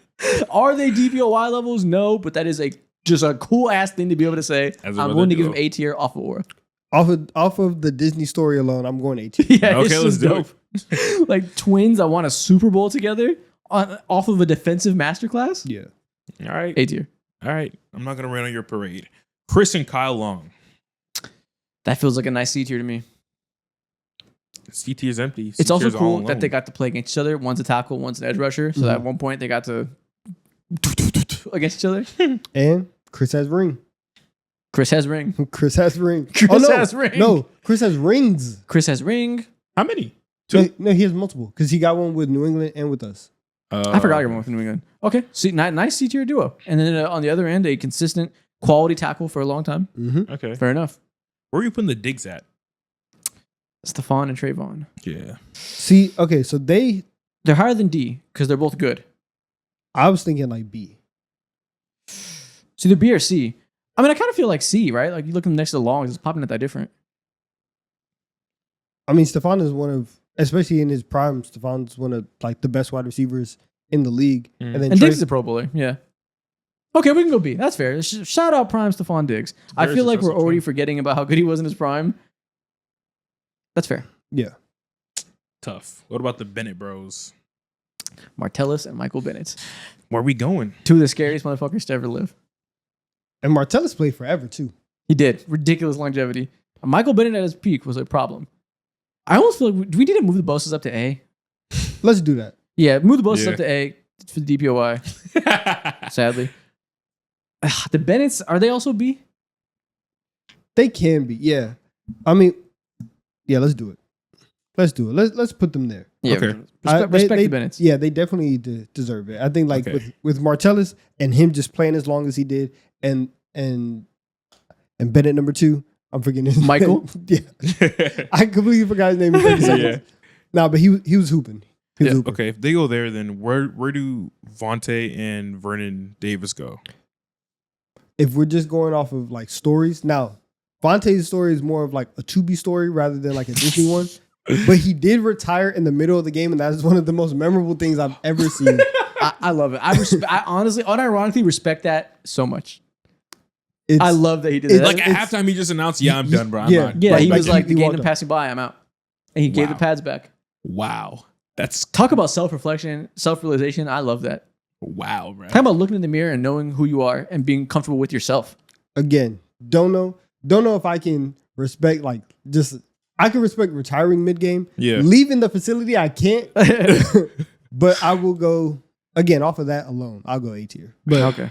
But Vernon Davis was like, he was, and you look at go pull up his full reference. Not the most productive as you would think, given the clout of being this insanely fast wide receiver, combine phenom. Well, good player, was never like super dominant, you know? Mm. But he's cool though. He's very cool. Is he cool or crazy? Both. Both. I'm thinking C tier. Top of C tier. Yeah, top of C. Right above the Longs. All right. What about the Baileys? They're the last one here. Champ and Boss Bailey. Well, considering Champ is a first ballot Hall of Famer, potentially one of one of the greatest cornerbacks to ever live. Exactly. Off of that alone, you get A tier. You get easy A tier. And your brother's name is Boss. You know how dope it is to name your kids Bailey. Champ and Boss? What are your parents on? Yeah, what is your... They're dope as fuck. They're on. They clearly have a plan. That's how you and know. it fucking worked, I guess. Exactly. That's how you know you're breeding athletes. Yeah. You have the audacity to name them Champ and Boss. But what if they weren't We're out athletes? here So what breeding? a gamble. They gotta be athletes because if they were working at a desk job named Boss, Yeah, what if they were just like the checkout guy, bro? Boss Bailey Boss working at a construction company, you can't do that. Like that's a cool athlete name. Actually, no. I like Boss Construction. Like if he owned his own construction, that would be dope. Well, Champ Bailey is undoubtedly an athlete name. Champ Construction. You could lay a foundation for sure. You could lay a foundation. Yeah, but okay. So anything we should tweak? Nah, I think we're okay. I think we're fine. Okay, well there we go. That's our tier list. Last thing guess we're gonna do, we're gonna play a similar game to 20 questions, where I'm gonna think of an NFL player. You guys have to guess who it is asking questions, and all I can say is hot or cold. Okay. And that'll be how you guys get there. So, Okay. Guess the NFL player I'm thinking of. It's current, right? I didn't say that. Bet. All right, here we go. I was trying to cheat. LT. Warm. Adrian Peterson. Hot. Emmitt Smith. Oh. A little colder. Okay. Derrick Henry. Hot. Saquon. A little colder. Hold on. Slow down. Jamal Charles. Hot. Barry Sanders. Cold. All right. Okay, so what are the similarities right now that we're like clinging on to? He's just naming running back. Because you're just naming He's off going- he's going off the vibes. greatest. Yeah.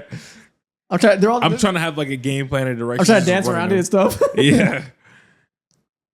All right, so I also forgot what the Okay, answers were for so- all of the names. So I'm gonna read back. I'm gonna go back He said again. Adrian Just keep Peterson going. hot, but okay, keep going. Just say a name. Okay, Bijan Robinson. Colder. Colder. So Bijan. sounds you're right. Sounds like he's probably all time. And he's probably retired, is what I'm guessing. Yes. Terrell Davis. Warmer than Bijan, I guess. Chris Johnson? Warmer. I'm trying. Okay, so right now in my head, I'm thinking about guys who have ran for 2,000. Damn. And so that's, but okay, so warmer is, wow. You got, I keep going with running back. Yeah. I mean, I it have sounds no like idea. it's a running back. Man, Jim Brown. Colder. Damn. It has to be a running back. OJ Simpson. Colder. The hell? You're just gonna name every running back you know. Yeah. At this point, it has to be. I'd assume so. No, just say a name. Okay, if it's not a running back. Lamar Jackson. Colder. Cold. Yeah, Cold. Cold. Okay, not Lamar. Terrell All right. Owens. Cold. Okay. Ocho Cinco. Cold. Why are we on wide receiver? Jameer All right. Gibbs. Colder. Malik Neighbors. Oh, Nick Chubb. Warmer because you're saying receivers, but Okay, Nick Chubb. Joe Mixon. cold. Shit. He's gonna get us. It's a back. Damn, you guys stink. It's a back. You guys stink. He's gonna get us. You're bad. SNH. Ashton Genty. Colder. What the fuck? Okay, so it has to be a retired running back. Yeah. DeMarco Murray. That's warmer, but no. Todd Gurley. Warm. All right. Marshawn Lynch. Ding, ding, ding, ding, ding. You got it. Finally. Good job. You're just spouting There we running go. back names. Fuck, man. You were taking nothing away from your guesses. You were just saying shit. Yeah, I was like, yo, let's slow down here, 100%. man. Let's realign this real Just quick. yapping. Okay, Donovan, you do one. I provided my value. I was saying names. I guess so. You're phoning it in. All right, you think of a player. Okay, I got one. Is this a quarterback? That's not what we asked. No, is it hot or cold? Or a quarterback. Okay. You want to do it only saying names? Oh, I thought that's what we were doing. That's why I didn't ask the question. Okay, I guess we could do Yeah, only let's say do only names. say names. It's Okay, fine. okay. Yeah. Peyton Manning. Cold. Okay. Justin Jefferson. Warmer. Okay. Okay. Warmer. Interesting. Noted. Tony Gonzalez. Cold. Okay. So. Not that tight end, probably not. Yeah. Okay. Let's try to get to the position. Sounds Adrian like- Peterson. Cold. Shit. Ooh. It's probably wide receiver. What if it's a What's a defender? Cam Chancellor? Cold. Okay. Akeem Talib. Cold. Oh shit. Okay, it's a wide receiver. AJ Brown. Warm. Okay. Something tells me it's an Eagle. I don't know what can no possibly way. tell me that. No way. it can't Devontae be. Smith. CD Lamb. No. Wait. Or I guess Warmer. warm. Like Warm? same temperature. Okay. We're stagnant. Not getting any worse. Nico Collins. Same temperature. Okay, so Do you think it's retired? It might be retired. Calvin Johnson. Warmer. Okay, it's retired. Larry Fitzgerald. Warmer. All right. Warmer than Calvin Johnson. Oh. Julio Jones. Colder. Colder than Larry Fitzgerald. Okay. We're circling in. Retired player, most similar to Larry. Megatron. I already said that. Oh, you did? Okay. Colder. All right. It's right around Larry Fitzgerald. Andre Johnson? Colder. AJ Green. Colder. Damn. Okay. Okay, so might be a little bit older. Hines Ward. Colder. Damn. So our closest one is Larry Fitzgerald. Fuck. What does that mean? Did you already say Antonio Brown? Antonio Brown. Shit. Colder. Damn. Okay. What? Antonio Gates. Warmer, but probably not for the. Not for the receiver thing? Yeah, I'll just say warmer. Okay, so it's around that era. He's an old. This is a receiver. 2000s Yeah. pass catcher. Warmer. Okay. It's not Larry Fitzgerald. It's not Andre Johnson. Who are we dancing around right now? Fuck. Andre Johnson. It's probably a big wide receiver. Like, I don't know why, but the Larry Fitzgerald one. Maybe I'm over-indexing too much on Larry What did Fitzgerald. he say when it comes to Julio Jones? It was warm, but then it said Larry Fitzgerald after I said warmer. Roddy Who White. was the other 2000? Roddy White. Roddy White's a crazy pull. Fuck. Never mind. Everybody knows Roddy White. Yeah. 2000s wide receivers. Who are we skipping over? Randy Moss. Colder. Fuck. We're getting our ass whooped. Are we sure it's a receiver? I think so. Yes. Okay. Yeah. Okay. Yes. Clearly a receiver. All right. I'm blanking. Hold on. Dwayne Bowie. Dwayne Bowe. Damn. No, Warmer. I'm kidding. That wasn't a real guess. You're a jackass. Bro, who are the best receivers in 2000s? You're a jackass. Is this an obvious one we're forgetting? Yeah. Is it obvious? There is somebody that you guys are just not thinking of. Dude, why are we not thinking of You're the right not person? on the. You're on the right overall path, but in terms of like which direction to go, you took a wrong turn somewhere. Fuck. I give up. Who is it? Yeah. Steve Smith. It wasn't big guys. Yeah. Yeah. As soon as you said it, I was like, no. Damn. I don't think of him off the top of my head, man. Tough. Well, that's the end of this episode. We went out with an L. If you're still here, comment, why are we stupid? Tell us why we're stupid for not getting Steve Smith. Now, watch people comment they're still here. Man, oh man. Jalen Hurts is better than Cam Newton. No. Oh my God. And with that note, we'll see you next week.